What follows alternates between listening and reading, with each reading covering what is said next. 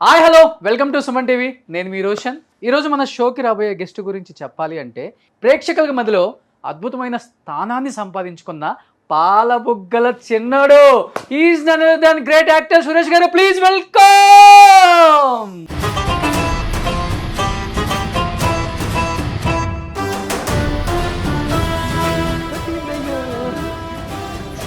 పాలబుగ్గలు నిజంగా చెప్తున్నారా? నిజంగానే ఉన్నాయా? ఒకసారి పాలబుగ్గలు టచ్ చేస్తున్నాను చూడండి. 40 years బ్యాక్ వెళ్ళి చూసుకుంటే ఓ మై గాడ్, నేనేనా ఇది? ఇంత జర్నీ చేశానా? ఇన్ని సినిమాలు చేశానా? అదృష్టం, భగవంతుని ఆశీస్సులు కూడా చాలా వరకు ఉన్నాయి. అది కనపడని వృత్తి సినిమా వృత్తి. అప్పుడంతా గ్లామర్ కింగ్, మంచి ప్లే బాయ్, సొమ్మొకటిది సోకూడదు అన్నట్టు చాలా మంది ప్లేలు చేశారు. బాయ్ పేరు నాకే వచ్చి. చిరంజీవి గారు, బాలకృష్ణ గారు, నాగార్జున గారు, వెంకటేష్ గారు తర్వాత సురేష్ గారే ఆ స్థానం. కానీ ఎక్కడో చిన్నపాటు పొరపాటు అయితే జరిగింది ఆయన లైఫ్ లో. పులిని చూసి నక్కవాత పెట్టుకున్నట్టు ఉండకూడదు అనేది నా. సో భానుప్రియ గారు ఎక్కడో ఒక చిన్న స్టేట్మెంట్ నేను ఎక్కడో చూశాను సార్. 1980s రీయూనియన్ వాళ్ళు నన్ను ఎవరు పిలవరో నేను వెళ్ళను అందుకే అని. ఆమె ఎప్పుడు రారా? లేకపోతే పిలవని పేరెంటాలు కూడా జరుగుతుంటాయి. దయచేసి అర్థం చేసుకొని ఆలోచించి తర్వాత కమెంట్లు వేయండి. ఇష్టపడి పెళ్లి చేసుకొని ఒక బిడ్డను కన్న తర్వాత విడాకులు తీసుకునే పరిస్థితి దాకా వచ్చింది కదా మీ జీవితం. ఏమనిపించింది సార్ ఆ క్షణంలో ఒక్కసారిగా? నన్ను ఇంట్లోంచి తరిమేయకుండా ఉంటే పెళ్లి చేసుకునేవాడిని కాదేమో. మీ లైఫ్లో అంత సంతోషంగా ఉండగలిగారు, మీరిద్దరు ఎందుకు విడిపోయారు? మధ్యలో సినిమాలకు కూడా బాగా గ్యాప్ ఇచ్చారు కదా సార్. అంటే గ్యాప్ తీసుకోవాల్సి వచ్చిందా, లేకపోతే గ్యాప్ ఇండస్ట్రీ ఇచ్చిందా? ఈ రబ్బర్ స్టాంపు వేషాలు కొన్ని ఉన్నాయండి.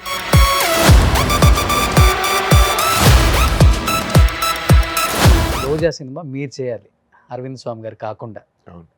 అలాంటి ఒక సూపర్ డూపర్ హిట్ సినిమాకి హీరోగా సురేష్ గారు సెలెక్ట్ అయిపోయి ఒక సినిమా కోసం ఒక ప్రొడ్యూసర్ గారు, నీ కోసం నేను సినిమా ఆపుకోవాలా, నీకు ఇన్ని హిట్స్ ఇచ్చాను, నువ్వు ఆ సినిమా మానేసి నా సినిమా చేయవా? లేదు, అది ఆ ఆఫర్ బాగుంది, నేను మీకు నో. సార్ మీ జర్నీలో ఒక వ్యక్తి గురించి అడగకుండా ఫినిష్ చేయలేము అసలుకి. సౌందర్య గారు తొందరగా తీసుకెళ్ళడం అన్యాయం. సార్ మీ విషయంలో చూస్తే ఎవరితో కాంట్రవర్సీ ఉండదు, ఎవరితో గొడవ పెట్టుకోరు కదా. మరి ఒక హీరోయిన్తో ఏంటి ఆల్మోస్ట్ 10 సంవత్సరాలు మాట్లాడకుండా 10 హిట్లు కొట్టారంట. ఎవరు ఆ హీరోయిన్? విజయశాంతి. విజయశాంతి సినిమాలో నేను ఉండకూడదని. Hi hello welcome to Suman TV. నేను మీ రోషన్. ఈరోజు మన షోకి రాబోయే గెస్ట్ గురించి చెప్పాలి అంటే యువనటుడుగా తెలుగు తెరకు పరిచయమై హీరోగా ఎన్నో అద్భుతమైన విజయాలను తన ఖాతాలో వేసుకొని ప్రేక్షకుల మధ్యలో అద్భుతమైన స్థానాన్ని సంపాదించుకున్న పాలబుగ్గల చిన్నోడు is none other than great actor Suresh garu. Please welcome.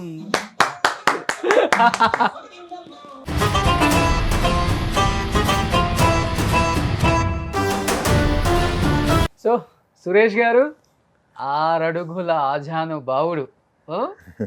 So ఇప్పుడు అనుకుంటున్నాం మేము హీరో అంటే అలా ఉండాలి, ఇలా ఉండాలి, 6 ప్యాక్ ఉండాలి, ఒడ్డు పొడుగు బాగుండాలి, మంచి అందంగా ఉండాలి అనుకుంటాం. అప్పుడులో పాలబుగ్గల చిన్నోడంటే ఒకసారి పాలబుగ్గలు టచ్ చేస్తున్నాను చూడండి. నిజంగా పాలబుగ్గలే సార్. మీ పాలబుగ్గలు ఎప్పుడెప్పుడు పట్టుకుంటానా అనుకున్నాను. ఇప్పుడు ఇప్పుడు తీరింది. నాకు తెలిసి ఎంతో మంది ఫ్యాన్స్ కూడా ఆశ ఉండుంటుంది. సో పాలబుగ్గలు నిజంగా చెప్తున్నారా? నిజంగానే ఉన్నాయా అని. నిజంగా సార్ గ్రేట్. నేను చాలా హ్యాపీగా ఫీల్ అవుతున్నాను ఈరోజు మీతో ఇక్కడ స్క్రీన్ షేర్ చేసుకోవడం. ఎన్ని సినిమాలు చూసి ఉంటాం మీవి. ఓ మై గాడ్, అమ్మోరు, సూరిగాడు, ఇద్దరు మిత్రులు, దొంగ ఆట. ఓ మై గాడ్, అసలుకి ఈ సినిమా ఆ సినిమా అని కాదు, ప్రతి సినిమాలో మీ మార్క్ కనపడింది అందరికి కూడా. సురేష్ గారు ఉంటే సినిమాలో ఒక ఊపు ఉంటుందనేది 90s, 80s అండ్ 2000 వరకు బాగా చూపించారు. అది ఎలా అనిపిస్తుంది 40 years బ్యాక్ వెళ్ళి చూసుకుంటే? ఓ మై గాడ్, నేనేనా ఇది? ఇంత జర్నీ చేశానా? ఇన్ని సినిమాలు చేశానా? దానికి తోడు ఎంత కష్టపడి ఉంటారు ఫస్ట్ ఆఫ్ ఆల్. దానికి అదృష్టం, భగవంతుని ఆశీస్సులు కూడా చాలా వరకు ఉన్నాయి. అంటే అందరూ కష్టపడతారు. ఓకే. కొంతమంది తక్కువ కష్టపడతారు, కొంతమంది ఎక్కువ కష్టపడతారు. ఎక్కువ కష్టపడ్డప్పుడు ఎవరు చూడలేదంటే దాన్ని టైం బ్యాడ్ అంటారు. ఎక్కువ కష్టపడి దాన్ని అందరూ చూశారంటే దాన్ని అదృష్టం అంటారు. ఓకే. అంతేగాని కష్టం మీద ఇంపార్టెన్స్ పెట్టరు. బట్ చాలా చాలా కష్టం ఉంది ఎనీ ఫీల్డ్. కానీ ముఖ్యంగా సినిమా రంగం అంటే ఎండనక వాననక మనకి ఎన్ని పర్సనల్ ప్రాబ్లమ్స్ ఉన్నా సినిమాలో నవ్వుతూ, ఎందుకంటే చాలా విషాద విషయాలు జరిగే టైంలో నేను డూయట్ సాంగులు, నేను కామెడీ సీన్స్ చేస్తున్నాను. ఓకే. సో ఆ టైంలో డైరెక్టర్లు మూడ్ మూడ్ మూడ్ అంటే వెంటనే మూడ్లోకి వచ్చేయాలి తప్ప వేరే దారి లేదు. అంటే ఈరోజు నటులు సార్ నేను మూడ్లో లేను సార్ అనగలేను, కానీ ఆ టైంలో వచ్చి డైరెక్టర్స్ వేర్ కింగ్స్. సో వాళ్ళు ఏమంటే అది చెయ్యాలి అంతే. సో కష్టం అనేది చాలా పాళ్ళు ఉంది. అది కనపడని వృత్తి సినిమా వృత్తి. ఓన్లీ సుఖం మాత్రం కనపడుతుంది. ఓకే. ఓన్లీ ఆ వెండి తెరపై అబ్బా ఆహా అది మాత్రం కనపడుతుంది. సో అట్లా కనపడడం కోసం మేము ఇంకా ఎక్కువ కష్టపడాలి. ఇంకా మీరున్నప్పుడు ఇంత టెక్నాలజీ కూడా లేదు కదా. లేదు అప్పుడు దూకమంటే దూకేయడాలు, పడిపోమంటే పడిపోవడాలు. సో అందువల్ల ఒంట్లో ఒక 7-8 పార్ట్లు రీబోరింగ్కి వచ్చాయి. సో వేరే దారి లేదు. ఓకే. అప్పుడంతా గ్లామర్ కింగ్ ప్లే అంటే మంచి ప్లే బాయ్ అవన్నీ పేర్లే కానీ సొమ్ము ఒకటిది సోకూడదు అన్నట్టు చాలా మంది ప్లేలు చేశారు. బాయ్ పేరు నాకే వచ్చింది. ఎందుకని సార్? అంటే ఒకటి నేను అమ్మాయిల్ని కాస్త వ్యత్యాసంగా చూడను. ఓకే. వాళ్ళని మనుషుల్లాగా చూస్తాను. అండ్ ప్లస్ నేను ఒక 4 కజిన్ సిస్టర్స్తో పాటు పెరిగాను నేను. సో నాకు ఆడవాళ్ళు అంటే బెరుకు జంకు పెద్దగా లేదు. Because I grew up with them. So ఎవరైనా కనపడ్డప్పుడు ఒక కాంప్లిమెంట్తో హలో చెప్పుకోవడాలు, మీరు ఎలా ఉన్నారు, మీతో కలిసి పనిచేయాలి కాబట్టి మనం కొంచెం పరిచయం ఉంటే బాగుంటుంది, సీన్స్లో ఈజీగా ఉంటుంది. ఇలా నేను పరిచయాలు చేసుకొని ముందుకు దూసుకెళ్ళిపోతే మిగతా వాళ్ళు చూసి మాట్లాడేస్తున్నాడు మాట్లాడటమే తప్ప దాన్ని వేరే అర్థాలు తీసేసుకొని I didn't find it anything wrong. But మాట్లాడితేనే తప్పు అనుకునే ప్రపంచం ఆ టైంలో. ఈరోజు కొంచెం ఎక్స్పోజర్ పెరిగింది, ఈరోజు boys and girls are friends whatever. But ఆ టైంలో I was very curious and friendship అనేది నాకు చాలా క్యాజువల్గాను చాలా నార్మల్గాను అనిపించింది. ఓకే. సో అందువల్ల ప్లే బాయ్ అనే ఒక బ్యాడ్ ముద్ర ఏమైనా పడిందేమో అంతేగాని. అంటే చాలామంది చెప్తుంటారు సార్, అంటే సరైన గైడెన్స్ లేకపోతే వేరే వేరే కారణాలు తెలియదు కానీ చిరంజీవి గారు, బాలకృష్ణ గారు, నాగార్జున గారు, వెంకటేష్ గారు తర్వాత సురేష్ గారే ఆ స్థానం కైవసం చేసుకునే అంత టాలెంట్ ఉంది, అంత అందం ఉంది, అన్ని సినిమాలు చేశారు. కానీ ఎక్కడో చిన్నపాటు పొరపాటు అయితే జరిగింది ఆయన లైఫ్లో. అదొక మిస్టరీయా ఏంటనేది తెలియదు ఎవరికి కూడా. ఎప్పుడన్నా మీరు అనుకుంటారా నిజమే కదా ఇదని? నేను బేసిక్గా కర్మ సిద్ధాంతాన్ని నమ్ముతానండి బాగా. మనకి ఏం రాసి పెట్టిందో మనకు అదే దొరుకుతుంది. అంతేగాని మనకి ఇదే అని రిలాక్స్ అయిపోవడం కంటే ఎప్పటికప్పుడు మనల్ని మనం బెటర్ చేసుకోవడం మంచిదని నేను నమ్ముతాను. మనకు వచ్చే అవకాశాల్లో ఏది మంచి అవకాశం మనం తీసుకోగలమే కానీ మనకు లేని అవకాశాల కోసం తాపత్రయపడితే దానివల్ల పోగొట్టుకున్నది ఎక్కువ జరుగుతుంది. అది నాకు జరిగింది కూడా. ఎందుకంటే నాకు మంచి అవకాశాలు రావడం లేదు, మంచి క్యారెక్టర్స్ రావడం లేదని నేను సినిమా రంగం నిర్మాణంలోకి దిగి దానివల్ల కాస్త డబ్బులు పోగొట్టుకొని ఇవన్నీ కూడా జరిగాయి. సో అప్పుడు నాకు అర్థమైంది ఏమిటంటే మనకి టైం వచ్చినప్పుడు మనకేం రావాలో వస్తుంది తప్ప మనం దాని వెనకాల పరిగెత్తడం కరెక్ట్ కాదు. దానివల్ల మనం పోగొట్టుకున్నది ఎక్కువ ఉంటుంది అనేది అర్థమైంది. ఇది ఎలా ఉంటుందంటే అండి, పులిని చూసి నక్కవాత పెట్టుకున్నట్టు ఉండకూడదు అనేది నా అభిప్రాయం. ఎప్పుడు అనిపించింది సార్ అది మీకు? డబ్బులు పోగొట్టుకున్న అంటే ఒక ఏజ్లో 35-36 అనిపించింది. నేను మొదటి నుంచి అండి, నేను యాక్చువల్గా స్టార్ట్ అయింది ఒక కెరియరు, ఒక అసిస్టెంట్ డైరెక్టర్ గాను, ఒక ఎడిటింగ్ అసిస్టెంట్ గాను స్టార్ట్ అయ్యాను. ఎందుకు స్టార్ట్ అయిందంటే కెరియర్ అట్లా మా ఫాదర్ ఫైనాన్షియల్గా ఒక సినిమా తీసి దెబ్బతిని ఇంకా మాకు కొంచెం కష్టం అనిపించే టైంలో నేను కూడా అంతా వదిలేసి అమెరికా వెళ్ళిపోయి చదువుకోవడం. మా రిలేటివ్స్ ఉన్నారు అమెరికాలో. సో అక్కడికి వెళ్ళి చదువుకోవడం కంటే ఇక్కడ ఉండి కుటుంబానికి హెల్ప్ చేయాలన్నది నా తాపత్రయంతో నేను ఇలా సైడు మా ఇంట్లో చెప్పకుండా ఒక అసిస్టెంట్ డైరెక్టర్ గాను, నైట్ టైము ఎడిటింగ్ అసిస్టెంట్ గాను, ఆ తర్వాత మార్నింగ్ 6 to 9:30, 10 సంపత్ మాస్టర్ దగ్గర ఒక అసిస్టెంట్ డాన్సర్ గాను ట్రైనింగ్ అయ్యి, సో ఈ ఇది జరుగుతూ ఎంతో కొంత సంపాదిస్తే చాలు, ఎంతో కొంత తీసుకెళ్ళి ఇంట్లో మనం కాంట్రిబ్యూట్ చేస్తే చాలు అనుకునే టైంలో ఎడిటింగ్ రూమ్లో నేను ఫిల్మ్ క్యాన్స్ తీసుకెళ్తుంటే ఒక రూమ్ నుంచి ఇంకో రూమ్కి డైరెక్టర్ భారతి గారు, డైరెక్టర్ వాసు గారు అని తమిళ్లో ఇద్దరు ఇప్పుడు పెద్ద డైరెక్టర్లు, వాళ్ళు చూసి నన్ను నువ్వు సినిమాలో యాక్ట్ చేస్తున్నావు అని చెప్తే నేను అట్లా నా కెరియర్ స్టార్ట్ అయింది. నేను అప్పుడు ఏమనుకున్నా చిన్న వేషం ఏమనుకున్నాను, చూస్తే హీరో అని అన్నారు. సో అప్పటికీ నాకు హీరో అర్హతలు ఉంటాయని నాకు తెలియదు. ఎందుకంటే మా ఫాదర్ మొదటి నుంచి కలర్ అంటే కృష్ణ గారి లాగా ఉండాలి, స్టైల్ అంటే నాగేశ్వర గారి లాగా ఉండాలి, టీవీ గాంభీర్యం అంటే ఎన్టీఆర్ గారి లాగా ఉండాలి, నాజుక్తనం అంటే సోహన్ బాబు గారి లాగా ఉండాలి, నువ్వు నీ మొహం చూడు అని కొంచెం మొదటి నుంచి నన్ను కొంచెం మా నాన్నే. అదేంటి మీరు అందంగానే ఉంటారు కదా సార్. అప్పట్లో ఏముందండి, అప్పట్లో కొంచెం ఆ అడాలసెన్స్లో కొంచెం మొటిమలు అవి పెట్టుకొని కొంచెం కొంచెం లైట్గా దరిద్రంగానే ఉన్నాను నేను చూడడానికి. సో పోను కొంచెం ఏమైనా బెటర్ అవుతావు కానీ ఇప్పటికీ నన్ను ఎవరైనా సార్ మీరు అందగాడు సార్ అంటే నాకు ఎక్కడ మొహం పెట్టుకోవాలో తెలియదు, మోసేస్తున్నారేమో అని చిన్న డౌట్ తప్ప. ఎందుకంటే చిన్నప్పటి నుంచి నాకు ఇచ్చిన ఇన్సెక్యూరిటీ అది, మా ఫాదర్ నాకు ఇచ్చిన ఇన్సెక్యూరిటీ. సో ఇలా నా కెరియర్ స్టార్ట్ అయ్యి నేను యాక్టర్ అయితే చాలు, నేను ఫ్యామిలీకి నేను కాంట్రిబ్యూట్ చేయగలిగితే చాలు అన్న ఒక పొజిషన్ నుంచి ఒక హీరో అయ్యి ఇన్ని సినిమాలు హీరోగా చేశానంటే అది నా అదృష్టం అనుకుంటున్నాను. 500 above లేదండి, ఫిల్మ్స్ చేశారా? 346 346 యాజ్ ఎ హీరోగా. As a hero 200 దాటిందండి. అంటే తమిళ్లో ఆల్రెడీ 100 దాటి ఆ తర్వాతే ఫుల్ టైం తెలుగుకి వచ్చాను నేను.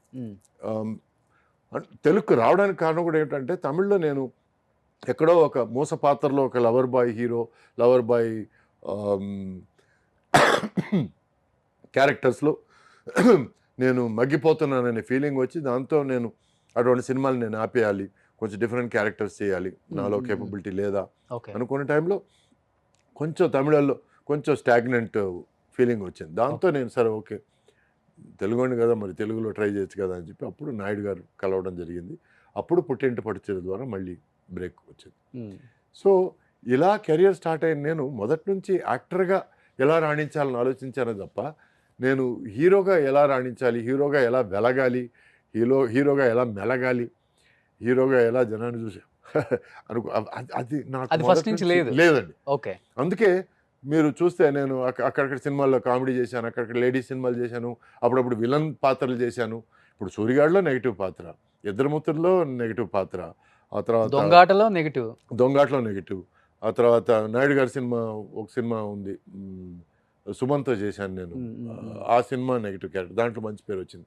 సో ఇలా మొదటి నుంచి అన్ని రకాల పాత్రలు చేయాలన్న తాపత్రయం ఎక్కువ ఉంది, యాజ్ అన్ యాక్టర్గా ప్రూవ్ చేసుకోవాలన్న తాపత్రయం ఎక్కువ ఉంది తప్ప నేను హీరోగా నేను చిరకాలం ఉండిపోవాలి, నేను ఎప్పుడు డాన్సులు చేస్తూ ఉండాలి ఎప్పుడు, అది కొంతమందికే అది వర్తిస్తుంది. బట్ ప్రేక్షకుల మధ్యలో మటుకు నిలిచిపోయారు సార్, యాజ్ ఎ మంచి హీరోగా నిలిచిపోయారు. అది వాళ్ళ అభిమానం, అదృష్టం. అంతేగాని నేను ఎక్కువ ఓవర్ ఎక్స్పెక్ట్ చేయలేదండి. నాకు ఎంత వచ్చిందో అంత నేను తీసుకోవడం బెటర్ అనేది ఒక అండర్స్టాండింగ్కి వచ్చాను నేను.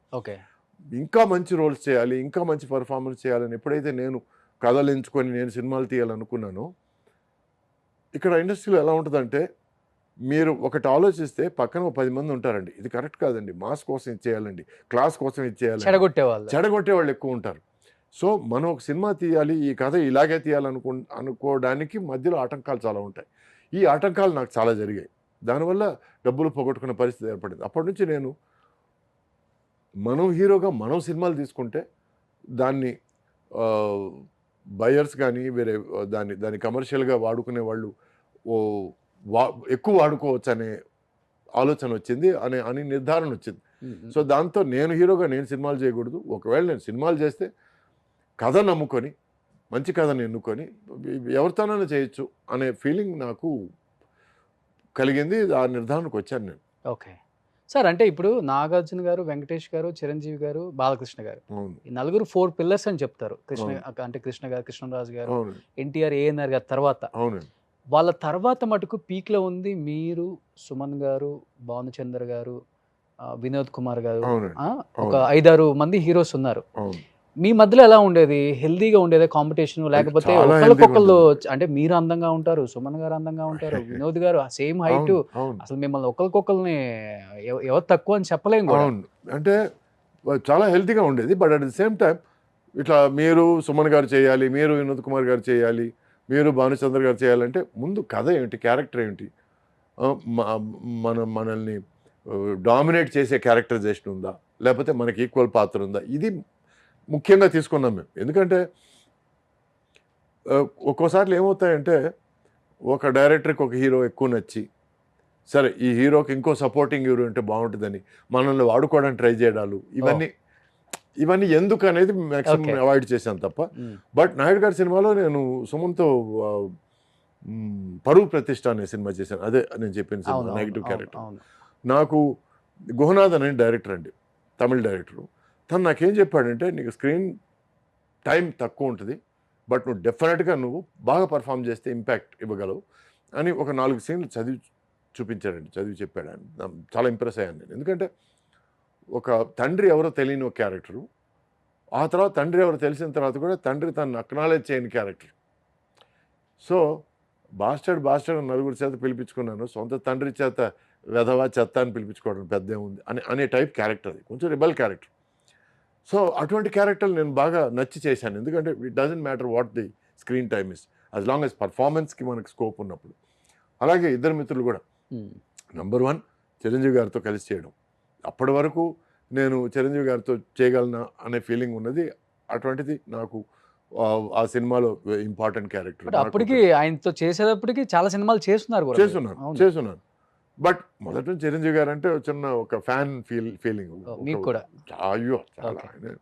అంటే ఒక కమర్షియల్ హీరో అంటే ఇలా ఉండాలి అని చూపించింది చిరంజీవి గారు. ఎందుకంటే ఈజ్ అన్ ఎక్సలెంట్ డాన్సర్. ఫైట్స్లో ఆయన తర్వాతే, ఎందుకంటే ఆ ఫిజికాలిటీ. అప్పట్లో అప్సాల్ట్ అనేవాడు. అప్సాల్ట్ అంటే ఏంటంటే ఫైటర్స్ లాంగ్వేజ్లో ఇలా స్ట్రైట్గా నిలబడ్డాం అనమాట, from lying position to. First time ఆయన చేయగానే నేను లేచి చైర్లోంచి లేచి చప్పట్లు కొట్టాను. సో నేను అప్పటివరకు ఫైటర్సే చేసి చూస్తున్నాను నేను. అటువంటిది ఆయన చేశాడంటే that means it's taken a lot of effort అండి. సో ఆ డాన్సింగ్ కానీ, ఫైటింగ్ కానీ, తర్వాత ఆయన కామెడీ టైమింగ్ కానీ. సో హీఈస్ అ కమర్షియల్ హీరోకి నాంది. అని ఎలా ఉండాలి కమర్షియల్ హీరో అంటే అది, అంటే ఆడియన్స్ని అన్ని రకాల రంజింపచేసే ఒక హీరో. సో ఇటువంటి ఒక హీరో పక్కన మనం యాక్ట్ చేస్తాం. మొదటి నుంచి ఆయన అంటే బాగా ఇష్టము. ఆ తర్వాత ఒక ఫన్నీ ఇన్సిడెంట్ ఏమిటంటే, విజయ వాహిని స్టూడియోస్లో షూటింగ్ చేసేటప్పుడు పక్క సెట్లో ఆయన షూటింగ్ జరుగుతుంది. నాది ఇక్కడ ఒక సాంగ్ జరుగుతుంది, డాన్స్ సీక్వెన్స్. సో నేను షార్ట్ ఫినిష్ చేసి కిందకి వస్తే చిరంజీవి గారు అక్కడ నిలబడుతున్నారు ఒక 2-3 చూసా. నీకోసం వెయిట్ చేస్తున్నాను, చాలా బాగా డాన్స్ చేస్తున్నాను. నాకు సార్ కన్ఫామ్గా ఆయన నాతో కామెడీ చేస్తున్నాడు, అంతేగాని సీరియస్గా మాత్రం చెప్పలేదని. సార్ ఎందుకు సార్ అని అన్నాను. నిజంగానే నువ్వు బాగా చేస్తున్నావా, all the best, keep it up అని భుజం తట్టి వెళ్ళిపోయాడు ఆయన. పక్కన సీరియస్గా చెప్పాడు ఆయన, లేక నన్ను మోసేసాడా ఏంటంటే, చిచ్చి లేదు ఆయన ఎందుకు ఆయన అట్లాంటి పెద్ద మనిషి నీ సెట్కి వచ్చి ఎందుకు అలాంటి మాటలు చెప్తాడంటే, అది that is my first recollection. అంటే మీరు షార్ట్లో ఉన్నారని డిస్టర్బ్ చేయకుండా వెయిట్ చేస్తున్నారు. అవును, గ్రేట్ కదా. సో తర్వాత హలో ఐఎమ్ చిరంజీవి అని అంటారేమో అనుకున్నాను నేను. అది కూడా లేదు, ఏం లేదు, డైరెక్ట్గా వచ్చి చాలా బాగా డాన్స్ చేస్తున్నాను, వెరీ నైస్ అని అంటే నాకు అసలు షాక్. అది నోట మాట రాలేదు. ఇది నా ఫస్ట్ మీటింగ్ అండి చిరంజీవి గారు. మీటింగ్ అప్పుడు సినిమాలు చూస్తున్నాను తప్ప మీటింగ్, డైరెక్ట్ మీటింగ్ అనేది మాట్లాడటం లేదు. ఇలా మాట్లాడడం వెళ్ళిపోయాడు. అప్పటి నుంచి ఎక్కడో నాకు ఆయన చూస్తే ఒక కొండను చూసిన ఒక ఫీలింగ్. So that is always remind, always మనసులో అది నిలిచిపోయింది. సో మళ్ళీ చిరంజీవి గారితో ఇన్ని సంవత్సరాల తర్వాత కలవడాలు, మాట్లాడాలు, అన్నగారు అండాలు, తర్వాత తమ్ముడు అని అండాలి అని ఆప్యాయంగా పిలవడం. సో ఫస్ట్ టైం అనేది ఆయనతో యాక్ట్ చేయడం, ఆ తర్వాత ఆయనతో ఇంటరాక్షన్, ఆయనతో సీన్స్ ఎట్లా చేయడం అనేది, is a very giving actor అండి, వెరీ వెరీ వెల్కమింగ్ యాక్టర్. మీరు ఏదైనా కొత్తగా చేస్తే ఆయనకి భలే నచ్చేస్తుంది. నాకు అప్పటి నుంచి అప్పుడు ఏంటంటే నాకు ప్రతి సినిమాలో ఏదో పెట్టాలనే ఒక చిన్న తాపత్రయం. సో సార్ ఫోటోగ్రాఫర్గా సార్ నేను రాఘవేంద్ర గారితో, సార్ నేను కచాక్ అని పెడతాను సార్ అని ఒక మాట చిరంజీవి గారితో కూడా చెప్పేద్దామని అని అంటే, సరే అది దాంతో ఒకటి, అది లేకుండా ఒకటి చేసాం. మధ్యాహ్నం లంచ్ బ్రేక్ తర్వాత చిరంజీవి గారు వచ్చి ఇట్లా సురేష్ ఏదో మాట్లాడాలన్నాడు. ఆయన కూడా భయం డైరెక్ట్గా మరి చెప్పడానికి, సురేష్ మాట్లాడాలని. ఏంటి సురేష్ ఏంటి చెప్పాను. సరే ఏం లేదు సార్ ఫోటోగ్రాఫర్ కదా, కచాక్ అని ఏదైనా పెడదాం, బాగుంది ఇంకోసారి చెయ్యి, కచాక్ అన్నాను. ఫస్ట్ క్లాస్ ఇది తీసారా దాంతో అన్నాను. అవును, ఒకటి సేఫ్టీగా అది తీసాం, ఒకటి అది లేకుండా తీసాం. లేకుండా వద్దు, అదే ఉండాలి ప్రతి సీన్లోనే అట్లీస్ట్ వన్స్ అన్న సార్ నువ్వు చెప్పు, చాలా బాగుంది, వెరీ క్యాచీగా ఉంది సురేష్ అన్న. ఇంత ఎంకరేజ్మెంట్ ఇంకో హీరో దగ్గర దొరకడం వెరీ రేర్ అండి. సో ఇది ఆయన దగ్గర చూశాను. That's why I like him so much. Supporting character అంటే అది వేరు సార్. అండ్ విలన్ రోల్ చేసేటప్పుడు మనకిష్టమైన హీరోని, మనకిష్టమైన వ్యక్తి దగ్గర ఆ సీన్స్ చేసేటప్పుడు చాలా ఇబ్బందికరంగా ఉంటుంది. ఏదో ఉంటాయి కదా డైలాగులు కొంచెం అంటే వేరే లెవెల్లో. అప్పుడు ఏమైనా ఇబ్బంది పడ్డారా ఇద్దరు మిత్రుల టైంలో మీరు? నాకు శివాజీ గారు ఒక సామెత చెప్పేవారు, కుక్క వేషం వేస్తే మొరక్క తప్పదని. ఎందుకంటే తుణయ్య అని ఒక సినిమా, ఆ సినిమాలో నా పెళ్ళాం మాట విని ఆయన ఇంట్లోంచి బయటికి గెంటేస్తాను. ఓకే. ఒకనొక స్టేజ్లో బయటికి పో అని ఫైనల్గా ఒక పుష్ ఇవ్వాలి. పుష్ ఇస్తే ఆయన వెళ్ళి కింద పడాలి. నేను వెంటనే కాళ్ళ సార్ మీరు సీనియర్ ఆర్టిస్ట్ సార్, మిమ్మల్ని నేను పుష్ చేయడం సార్, అది లేకుండా ఏమైనా చేద్దాం సార్ అంటే అప్పుడు అది తిరిగి అన్నాడు, కుక్క వేషం వేస్తే మొరక్క తప్పదు. ఒకవేళ నాకు సింపతి ఫీల్ అయినా లేక నిన్ను తిట్టుకున్నా అది సీన్లో ఉంది, అది రైటర్ రాశాడు, అది నువ్వు చెయ్యక తప్పదు. నువ్వు అంత బలంగా చేస్తే తప్ప ఈ కథకు అంత ఇంపాక్ట్ ఉండదు. సో నువ్వు డెఫినెట్గా పుష్ చేయాలి. ఓకే. ఫస్ట్ టైం కొంచెం ఇట్లా అన్నాను నేను, హే ఏంటి ముద్దులాడుతున్నా తొయ్ అని అన్నాడు. సో వెంటనే బలంగా దోశాను, కింద పడ్డాడు. కింద పడగానే అమ్మా అమ్మా అమ్మా అమ్మా అని నాకు నిజంగా పడ్డాడేమో అనిపించింది. చూస్తే తర్వాత యాక్టింగ్ ఆయన లేదు, ఏం లేదు నేను ఎందుకు చెప్తున్నా అర్థం చేసుకో. ఒక్కొక్క రైటర్ ఒక్కొక్క ఫీలింగ్తో రాస్తాడు. ఆ రాసినప్పుడు అది పండాలంటే ఆర్టిస్ట్ తనకు 100% ఇవ్వాలి. సో అందుకే చెప్పాను నేను, కుక్క వేషం వేస్తే మొరక్క తప్పదని. సో నేను విలన్ వేషం వేసినప్పుడు ఆయన తిట్టక తప్పదు, ఆయన దగ్గర దెబ్బలు తినక తప్పదు. సో ఇవన్నీ ప్రాసెస్ అండి. ఎందుకంటే సినిమాని పండించాలి, దట్ ఈస్ మోర్ ఇంపార్టెంట్. ముందు నుంచి నాకు ఈ సురేష్ ఇమేజ్, హీరో ఇమేజ్ ఇట్లాంటివి పెద్ద బ్యాస్టజాలు ఏమి లేవండి. ఓకే. సో దానివల్ల నాకు పెద్ద ప్రాబ్లం అనిపించలేదు. ఒకసారి నాకు ఒక ఫన్నీ ఇన్సిడెంట్ ఏమిటంటే, అజిత్ గారు ప్లస్ ఇంకొక హీరో, మా హీరో పేరు వద్దులేండి. సో ఇంకో హీరోతో చెప్తే ఇట్లా ఆయన అజిత్ గారు ఆ హీరోని తిడితే ఏమవుద్దంటే హీరో కొట్టడానికి ట్రై చేస్తారు. సో ఆయన అజిత్ గారు కొడతారు ఆ హీరోని. ఆ హీరో ఆ సినిమాలో కొంచెం నెగిటివ్ క్యారెక్టర్ కొట్టి అంటే ఇప్పుడు ఏమవుద్దంటే కొంచెం ఫోర్స్ ఎక్కువ ఉంటుంది ఆ హీరో దగ్గర నుంచి. ఫోర్స్ ఎక్కువ ఉంటే తను అన్నాడు, సార్ మీ ఫ్యాన్స్ ఫీల్ అవుతారు సార్ అంటే, ఏం పర్లేదు అది మన మనసులో పెట్టుకోవద్దారు. సో లాస్ట్లో వచ్చి మళ్ళీ అజిత్ అతన్ని చితక్ కొట్టే సన్నివేశం. సో తను అన్నాడు, నీ ఫ్యాన్స్ ఏమైనా ఫీల్ అవుతారు? ఒకరిద్దరికి నేను ఫోన్ చేసి చెప్పుకుంటాను లేండి సార్ అన్నాడు అంట. అంటే ఓకే, తను ఎంత కామెడీగా చెప్పినా ఎంత స్పోర్టివ్గా తీసుకున్నాడు చూడండి. అవునా, మీ టైంలో బాగుంటుంది సార్. వాళ్ళ ఇష్టమైన హీరోని ఏదన్నా చేస్తే ఫ్యాన్స్ ఎక్కడికైనా వెళ్ళినప్పుడు మీద పడేస్తారు అని భయం. అవునండి. ఈవెన్ మన సింహాద్రి టైంలో కూడా వేణుమాధవ్ది ఎన్టీఆర్ ఫీట్ ఇక్కడ టచ్ చేసి ఏదో చెయ్యాలి మసాజ్ లాంటిది, పెద్ద గొడవ అప్పుడు కూడా.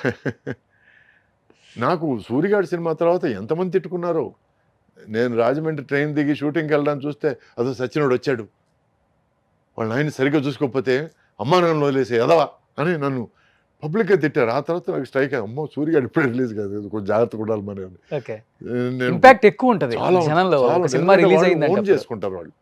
సో ఇట్లా అది పండినప్పుడు నేను ఇంకా హ్యాపీగా ఫీల్ అవుతాను. అంటే మనం చేసిన పర్ఫార్మెన్స్ వాళ్ళకి హార్ట్కి టచ్ అయింది, వాళ్ళు దాన్ని నిజంగా తీసుకున్నారు, దాన్ని లైవ్గా వాళ్ళు ఫీల్ అయ్యారు అనేది నేను హ్యాపీగా ఫీల్ అవుతాను. సో మీకు ఇష్టమైన చిరంజీవి గారికి పద్మ విభూషణ్ మొన్నే వచ్చింది, విష్ చేశారా? చాలా హ్యాపీ, 100% విష్ చేశాను. ఆయన యూఎస్లో ఉన్నారు, రాగానే నేను పర్సనల్గా వెళ్ళి కలుస్తాను. ఓకే, అంతేగాని ఫోన్ విషెస్ అన్నీ అయిపోయినాయి. ఓకే, అంటే ఆ టైంలో ఎక్కువ మంది ఉంటారు, జనం ఎక్కువ ఉంటారు, సరే ఎందుకు. సో మీరు చెప్పేదాన్ని బట్టి స్టార్ హోదా అనేది ఆయన ఎప్పుడు ఆలోచించారు? ఇంకా లేదు, అట్లీస్ట్ మా వరకు ఆయన డౌన్ టు ఎర్త్, ఇంకా very down to earth. Plus మాకు ఒక 80s గ్రూప్ ఉందండి. 80s గ్రూప్ సుహాసిని కానీ, లిజ్ కానీ, శోభన కానీ, తర్వాత మీనా కానీ, మీనా కాదు మేనకా గారు, సుజాత గారు, వీళ్ళందరూ ఉన్నాం మేము. సో 80s గ్రూప్ సంవత్సరానికి ఒకసారి ఎక్కడో కలుస్తాం. ఈసారి చెన్నైలో జరిగిన తుఫాను వరదల వల్ల జరగలేదు, next year probably this year end ఉంటుంది. సో ప్రతి సంవత్సరం అట్లా ఒకరోజు మేము ఫ్యామిలీ మెంబర్స్ లాగా కలిసి అందరం ఒకటైపోతాం, కలిసి తినడాలు, కలిసి మాట్లాడాలు, కలిసి జోకులు వేసుకోవడాలు. సో ఇట్ ఇస్ ఎవరు ఇప్పటికి కూడా మీ 80s గ్రూప్లో కలిసినప్పుడు రీయూనియన్ అప్పుడు బాగా హైపర్ యాక్టివ్ అంటే ఎవరు ఇప్పటికి కూడా? హైపర్ యాక్టివ్ నాకు తెలిసి మోహన్ లాల్ మోహన్ లాల్ మోహన్ గారు. లాల్. ఓకే. తర్వాత ఒక సంవత్సరం బాలకృష్ణ గారు వచ్చారు. ఆయన అప్పుడు సూపర్ హైపర్ యాక్టివ్ ఆయన. ఓకే. ఆ తర్వాత బిజీ వల్ల ఆయనకు కుదరట్లేదు. హ్మ్. జనరల్‌గా హైపర్ యాక్టివ్ ఎక్కువ. నేను కూడా ఎక్కువ జోకులు వేస్తుంటాను. అటు ఇటు తిరిగేస్తుంటాను. చిరంజీవి గారు మాత్రం చిన్నపిల్లడు అయిపోతారండి ఆ రోజు మాత్రం ఆయన. Okay. He becomes a small kid. హ్మ్. ఏదైనా సాంగ్ వేస్తే వెళ్ళి పరిగెత్తుకుంటూ వెళ్ళి డాన్స్‌లు వేయడాలు. ఏయ్! నువ్వురా నువ్వురా నువ్వు అని ఓకే. కలిసి అందరిని కలిపి డాన్స్ చేయడాలు. So it's a very lively experience. Every year ఒక థీమ్ పెట్టుకుంటారు కదా! Dress code. అవునండి. డ్రెస్ కోడ్ డ్రెస్ కూడా. కోడ్. అవును. So I'm very lucky and అదృష్టవంతుడండి to be a part of that group. So Bhanupriya garu ఎక్కడో ఒక చిన్న స్టేట్మెంట్ నేను ఎక్కడో చూశాను సార్. 1980s రీయూనియన్ వాళ్ళు నన్ను ఎవరు పిలవరు నేను వెళ్ళను అందుకే అని. ఆమె ఎప్పుడు రారా లేకపోతే? అది నాకు తెలియని విషయం అండి. ఎందుకంటే అది ఆర్గనైజ్ చేసేవాళ్ళు సంవత్సరం మారుతుంటారండి. ఒక్కొక్కప్పుడు సుహాసిని గారు, లీజీ గారు అని, ఒక్కోసారి ఖుష్బూ, శోభన గారు అని ఇట్లా మారుతుంటారు. హ్మ్. నాకు ఆ విషయం తెలీదు. ఎవరు పిలిచారో ఎవరు పిలవలేదో తెలీదు నాకు. హ్మ్. ఇది ఎట్లా ఉంటదంటే అండి, ఒక్కోసారి పిలవని పేరంటాలు కూడా జరుగుతుంటాయండి. మొన్నెక్కడో నేను యూట్యూబ్ షిఫ్ట్ చేస్తుంటే, సుధాకర్ కొడుకు పెళ్ళికి ఎవరు రాలేదు. వాళ్ళతో పనిచేసిన వాళ్ళు ఎవరు రాలేదు. పిలవలేదు కదా అసలకి. నన్ను పిలవలేదండి. సుధాకర్‌తో నేను ఇన్ని సినిమాలు చేశాను. ఒక్క ఫోన్ కాల్ చేసుంటే నేను పరిగెత్తుకుంటూ వెళ్ళేవాడిని. వీళ్ళు రాలేదు, వాళ్ళు రాలేదు అని దెప్పడవడం దేనికి? అతను పిలిస్తే వస్తారు. వస్తారో లేదో పిలిచిన తర్వాత రాలేదంటే మీరు మాట్లాడడం ఓకే గానీ, when you are not in my shoes don't talk about me. అవును. నా గురించి తెలియనప్పుడు నువ్వు ఎందుకు మాట్లాడతావు? సుధాకర్ అంటే నాకు చాలా ప్రియం, నాకు చాలా ప్రాణం. మేము కలిసి ట్రావెల్ చేసాం, కలిసి సినిమాలు చేసాం, కలిసి జోకులేసుకున్నాం. మధ్యలో కలిసారా ఎప్పుడన్నా? మధ్యలో ఎప్పుడు చాలా రోజులైందండి కలిసి. హెల్త్ ప్రాబ్లమ్ వచ్చిన తర్వాత? నేను ఒకసారి కలవడానికి వెళ్ళానంటే అప్పుడు తను లేడక్కడ. He was not there. ఇల్లు మారారని ఇంకోసారి. సో నాకు కమ్యూనికేషన్ కొంచెం కష్టమైపోయింది. సరే నంబర్ తీసుకోవడానికి ట్రై చేశాను. అది నాకు దొరకలేదు. It became very difficult.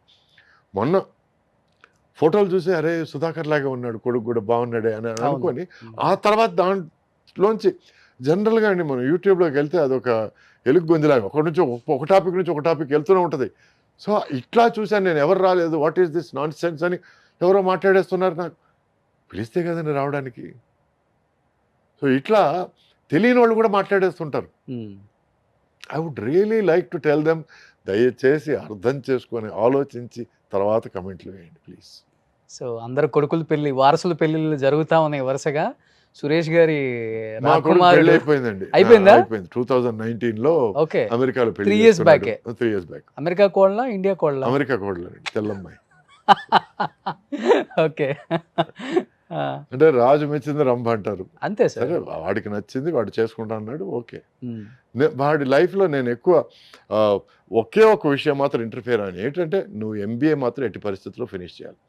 ఆ తర్వాత నువ్వేం చేసినా పర్లేదు అనేది నా దృక్పథం. అట్లాగే వాళ్ళ మదర్ కూడా is the same. You have to finish your education. So తను ఇప్పుడు ఒక హోటల్ చైన్ మేనేజర్గా ఉన్నాడు. He lives a 9 to 5 job. He's more interested in 9 to 5. ఇక్కడికి వచ్చి సినిమా కష్టాలు, సినిమా కోసం తాపత్రయపడ్డాలు, he really is not into that. ఎక్కడ ఎప్పుడు చెప్పలేదా? ఇన్స్పైర్ అయి ఉంటారు కదా కొద్ది గొప్ప మీ మూవీస్ చూసి. అంటే కొంచెం మిమిక్రీ చేస్తాడు, కొంచెం నాలాగా మిమిక్రీ చేస్తాడు. ఎవరన్నా కొంచెం విచిత్రంగా మనిషి కనపడితే మిమిక్రీ చేస్తాడు. సో అడిగాను నేను, నీకేమైనా ఇంట్రెస్ట్ ఉందో? నాట్ రియల్లీ డాడీ, నువ్వు హాలీవుడ్ సినిమా చేస్తుంది అంత సీన్ నీకు లేదు నాకు లేదు అని చెప్పాను నేను. So is really not interested. Is happy. ఏదో మార్నింగ్ 9 o'clock వెళ్ళాం, ఈవినింగ్ 6 o'clock ఇంటికి వచ్చాము. మన పనులు మనం చేసుకున్నాం. ఈవినింగ్ మళ్ళీ వీకెండ్ స్పోర్ట్స్ చూస్తాడు. వాలీబాల్ కానీ ఫుట్బాల్ కానీ అవి చూస్తాడు. So is fine. సో ఇప్పుడు అమ్మా నాన్న మీతోనే ఉంటున్నారా? నాన్న లేరండి. 2000లో పోయారు. అమ్మ నాతోనే ఉన్నారు. మా అమ్మ వైఫ్ కలిసి ఉన్నారు. అమ్మని చాలా బాగా చూసుకుంటారని చాలా చోట్ల విన్నాను నేను. ఉన్నది ఒక అమ్మ కదండి, చూసుకోకుండా ఎలా ఉంటాం. సో అంటే నాకు నిజం చెప్పాలండి, రాజేశ్వరమ్మ అని ఒక లేడీ అండి, మా ఫాదర్ వాళ్ళ ఎల్డర్ సిస్టర్. ఓకే. నిజంగా నన్ను పెంచింది ఆమె. She's iron lady. ఓకే. ఇంట్లో వచ్చి ఫైనాన్సెస్ కానివ్వండి, ఎవరు వచ్చినా ఎవరు వెళ్ళినా మంచి చెడులు చూడడం కానివ్వండి, రాజేశ్వరమ్మ గారు షీఈ్ మై రియల్ మదర్. ఈ రోజుకి మా అమ్మతో జోక్ చేస్తుంటాను, రూపురేఖలు నీకు నాకు దగ్గర దగ్గర ఉన్నా కూడా she's my real mother, be careful అని. సో ఎందువల్ల అమ్మ బిజీగా ఉండేవాళ్ళ? అంటే అమ్మ 15th ఇయర్ ఆల్మోస్ట్ 16 దగ్గరికి వచ్చేటప్పుడు నన్ను కనిందండి. సో షీ డజంట్ నో ఒక తల్లి ఓకే. ఎలా ఉండాలి, ఏమిటి, ఏం చేయాలి, ఏమిటి అనేది. అప్పుడు దగ్గరుండి అన్నీ చూసుకునేది మా ఫాదర్ వాళ్ళ సిస్టర్. ఓకే. సో రాజేశ్వరి ఆమె పేరు. అత్తగారు. అత్తగారు ఆమెని మా కజిన్ సిస్టర్స్ పెద్దమ్మ అని పిలిచేవాళ్ళు. నా చిన్న వయసులో వన్ ఏజ్లో దెమ్మ చేశాను నేను దాన్ని. ఆ పెద్దమ్మ దెమ్మ అయింది. దాంతో ఇంట్లో అందరూ దెమ్మ అని పిలవడం స్టార్ట్ చేశారు. Okay. She's a very very strong independent lady. So అప్పటి నుంచే నాకు ఈ స్ట్రాంగ్ ఇండిపెండెంట్ లేడీస్ అంటే ఇష్టం మొదలైంది. I really I'm not very fond of మీరేం చెప్తే అదండి, లేకపోతే మీరేమనుకుంటే నేను నాకు అది నాకు నీ వ్యక్తిత్వం ఏమిటి? ఇండిపెండెంట్గానే ఉంటారు. నాకు I like women who are independent. Women who are independent అంటే I'm not talking about feminism. అంటే నాకు ఇది కావాలి జీవితంలో, నేను ఈ గోల్ రీచ్ అవ్వాలి, నేను ఇది చేయాలనుకుంటున్నాను అని ఒక దృక్పథం ఉన్నవాళ్ళంటే ఎక్కువ ఇష్టం నాకు. ఓకే. ఎందుకంటే టుడే ఒక lady is being exploited by a man. Reason is either education తక్కువ, లేకపోతే ఎకనామీ తక్కువ, లేకపోతే నాలెడ్జ్ తక్కువ వల్ల జరుగుతుంది. ఈ 3 ఎందుకు నివృత్తి చేసుకోకూడదు? ఒక ఎడ్యుకేషన్ వల్ల నాలెడ్జ్ వస్తుంది, నాలెడ్జ్ వల్ల ఎకనామీ వస్తుంది. సో ఒక చిన్నపాటి ఫెమినిస్ట్ అనుకోండి నేను. So I want women to be equal, feel equal and to behave equal. Great. ఇది చిన్నప్పటి నుంచి ఉంది. ఎస్. ఓకే. లేకపోతే సినిమాలోకి వచ్చాక హీరోయిన్స్ని లేదు, అందుకే చెప్పాను నా రోల్ మోడల్ మా అత్తగారని, మా అత్తయ్య, మా ఫాదర్ సిస్టర్. అందుకే ఆమె షీ యూజ్డ్ టు అందరినీ కంట్రోల్లో పెట్టేది, అందరినీ ఇంట్లో. ఇంత ఖర్చు చేయాలంటే ఇంతే ఖర్చు చేయాలి. సో అప్పుడు మీరు ఎక్కువ నాన్నకు భయపడతారా, అమ్మకు భయపడతారా, లేకపోతే పెంచిన అమ్మకు భయపడతారా? మాట మా అత్తగారికి భయపడతాను. ఆమె ఒక మాట అనిందంటే భయం. చేత మా నాన్న అంటే భయపడతాను. కొడతారా? బాగా. ఓకే. మార్కుల విషయంలోనూ, లేకపోతే ఈవినింగ్ 5 గంటలకంతా నేను క్రికెట్ ఆడి తిరిగి వస్తానని చెప్పి కొంచెం పొద్దుపోయిన తర్వాత ఒక 6:37కి వచ్చినప్పుడు బాగా పడ్డాయి, చిన్న గట్టిగా పడ్డాయి. సో అప్పటి నుంచి కొంచెం. ఏజ్ వరకు కొట్టారు నాన్న మిమ్మల్ని? నాన్న నా ఆల్మోస్ట్ 20వ ఏజ్ అప్పుడు ఓ చిన్న వాగ్వాదం జరిగింది.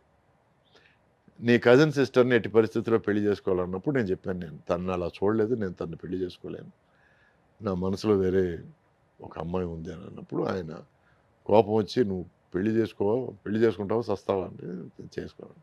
అప్పుడు కొట్టడానికి వచ్చాడు ఆయన. సో కొట్టడానికి వస్తే, నువ్వు చేయెత్తే బాగుండదు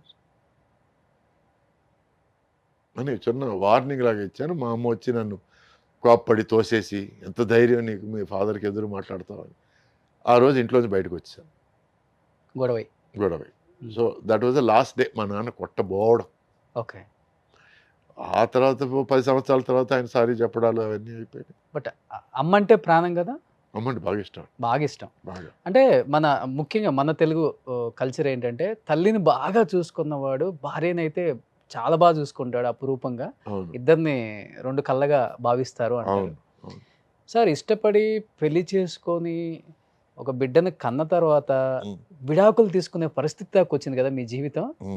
ఏమనిపించింది సార్ ఆ క్షణంలో ఒక్కసారిగా? నేను అనితని పెళ్లి చేసుకునేవాడిని కాదేమో.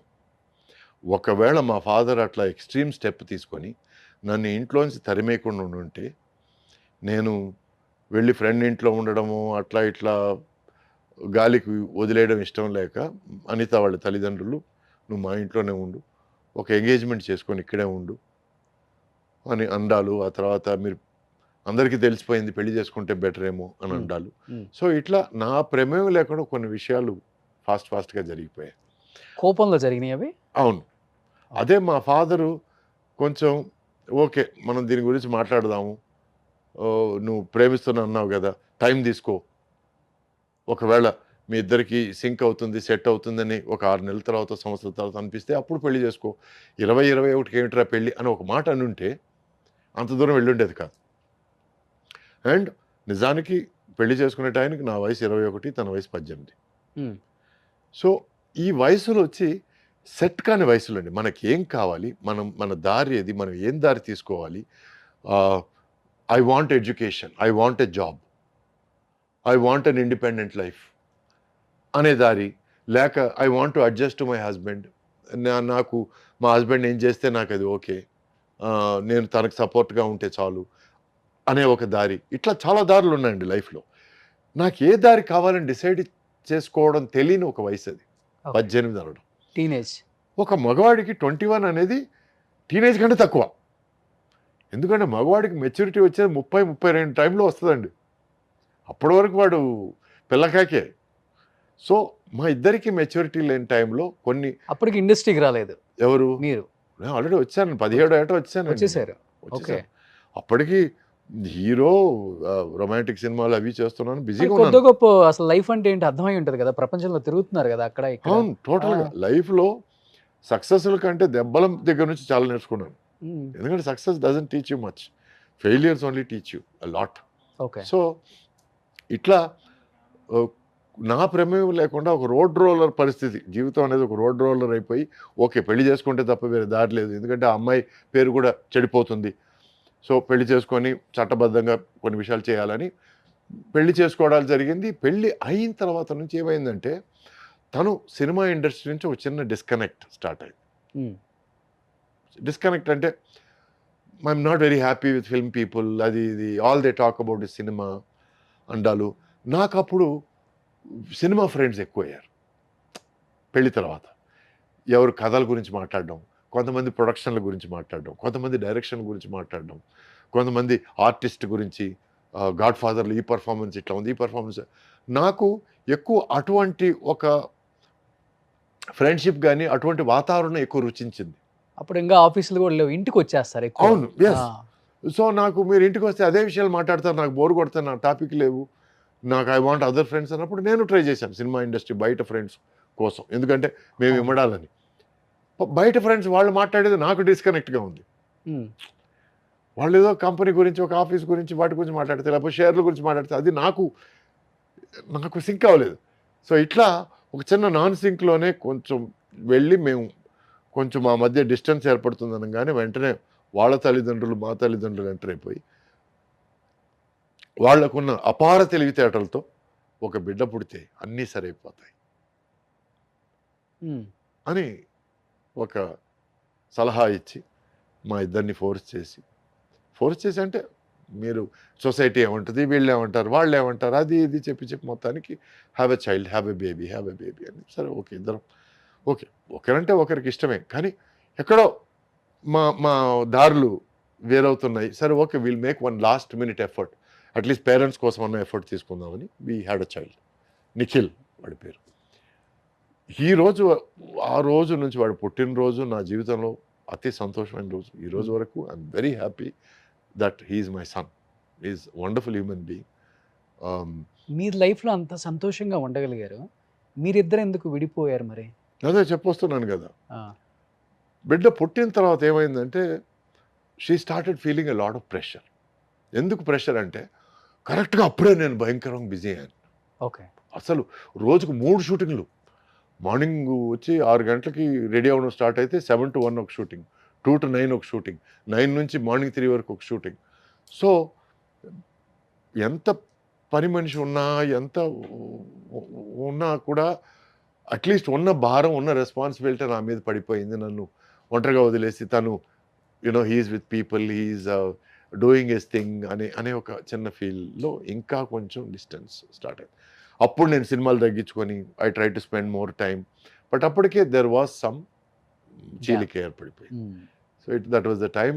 ఒక 4-5 ఏళ్ళు ఉన్నప్పుడు మా మధ్య కొంచెం there was a lot of కీచులాట అంటారు చూడండి, చిన్న చిన్న విషయాలకి. I don't like how you do this, I don't like how you do this. So మన మధ్య ఉన్న ఫ్రెండ్షిప్ని కాపాడుకోవాలంటే కొంచెం ఈ భార్యాభర్త అనే ఒక రిలేషన్షిప్ని కట్ చేసుకుంటే బెటర్ అనే ఫీలింగ్కి వచ్చాం. ఉమ్, ఎందుకంటే ఈ భార్యాభర్తగా కంటిన్యూ అయితే కోపాలు ఎక్కువయ్యి, తాపాలు ఎక్కువయ్యి, అలకలు ఎక్కువయ్యి, ఆ, దానివల్ల ఏమవుతుంది, ఉన్న ఫ్రెండ్షిప్ కూడా పోద్దేమోనన్న భయంతో మీ ఇద్దరం కూర్చొని మాట్లాడుకొని కరెక్ట్గా అప్పుడు నా దగ్గర ఏముందో మధ్యలో గీత గీసి ఈ సగం నీకు ఈ సగం నీకు ఉమ్. అని డిసైడ్ చేసుకొని మేము డైవర్స్ తీసుకున్నాం. డైవర్స్ బాబుకి ఎంత తీసుకునేటప్పుడు ఉంటుంది ఏజ్ అప్పుడు? అప్పుడు 5 అండి, అంతే. అంతే, ఊహ ఉంటుంది కొద్ది గొప్ప. కొద్ది గొప్ప. ఉంటుంది. సో జడ్జి కూడా అడిగాడు, మీరిద్దరు నవ్వుకుంటున్నారు మాట్లాడుకుంటున్నారు మీకెందుకు డివోర్స్ అని అన్నాడు. లేదని మీకు అర్థం కాదులేండి అన్నా, అంతకంటే ఏం చెప్పగలం. బిజీగా ఉన్నారు, ఫైనాన్షియల్గా బాగా వెల్ సెటిల్ అయిపోయి ఉంటారు అప్పటికి. అవునండి, రెమ్యునరేషన్స్ అవును, బాగా వస్తాయి. అవును. ఆ, వ్యాపకం అనేది ఏదో ఒక బిజినెస్ ఏదో ఒకటి ఉంటే తన వర్క్ లో తన బిజీగా ఉంటుంది, మీ వర్క్ లో మీరు బిజీగా ఉంటారు. అప్పటికి తను she worked in travel agency అండి. షీ వర్క్డ్ ఒక ట్రావెల్ ఏజెన్సీలో పనిచేసింది. తను డిప్లొమా సంపాదించింది. స్టడీస్ విషయంలో she very very capable. Okay. So diploma సంపాదించి తను ట్రావెల్ ఏజెన్సీలో ఆల్మోస్ట్ పార్ట్నర్గా అయింది. But somewhere she was not happy. And ఏమైందంటే ఇక్కడ సురేష్ భార్య సురేష్ భార్య సురేష్ భార్య అనే తప్ప తను ఇండివిజువల్గా తనని చూడ్డాలు, తనకి సపరేట్గా రెస్పెక్ట్ ఇవ్వలేదనే ఫీలింగు ఇది వచ్చి ఆమెకి అది ఇష్టం లేదు. లేదు. So she did not like public I. ఎవరైనా వచ్చి గ్రూప్ వచ్చి సురేష్ గారి భార్య కదా, ఆయన ఎక్కడ ఉన్నారు ఇప్పుడు, ఏ షూటింగ్లో ఉన్నారు, ఇవన్నీ మాట్లాడితే తను కొంచెం ఇబ్బందిగా ఫీల్ అయ్యేది.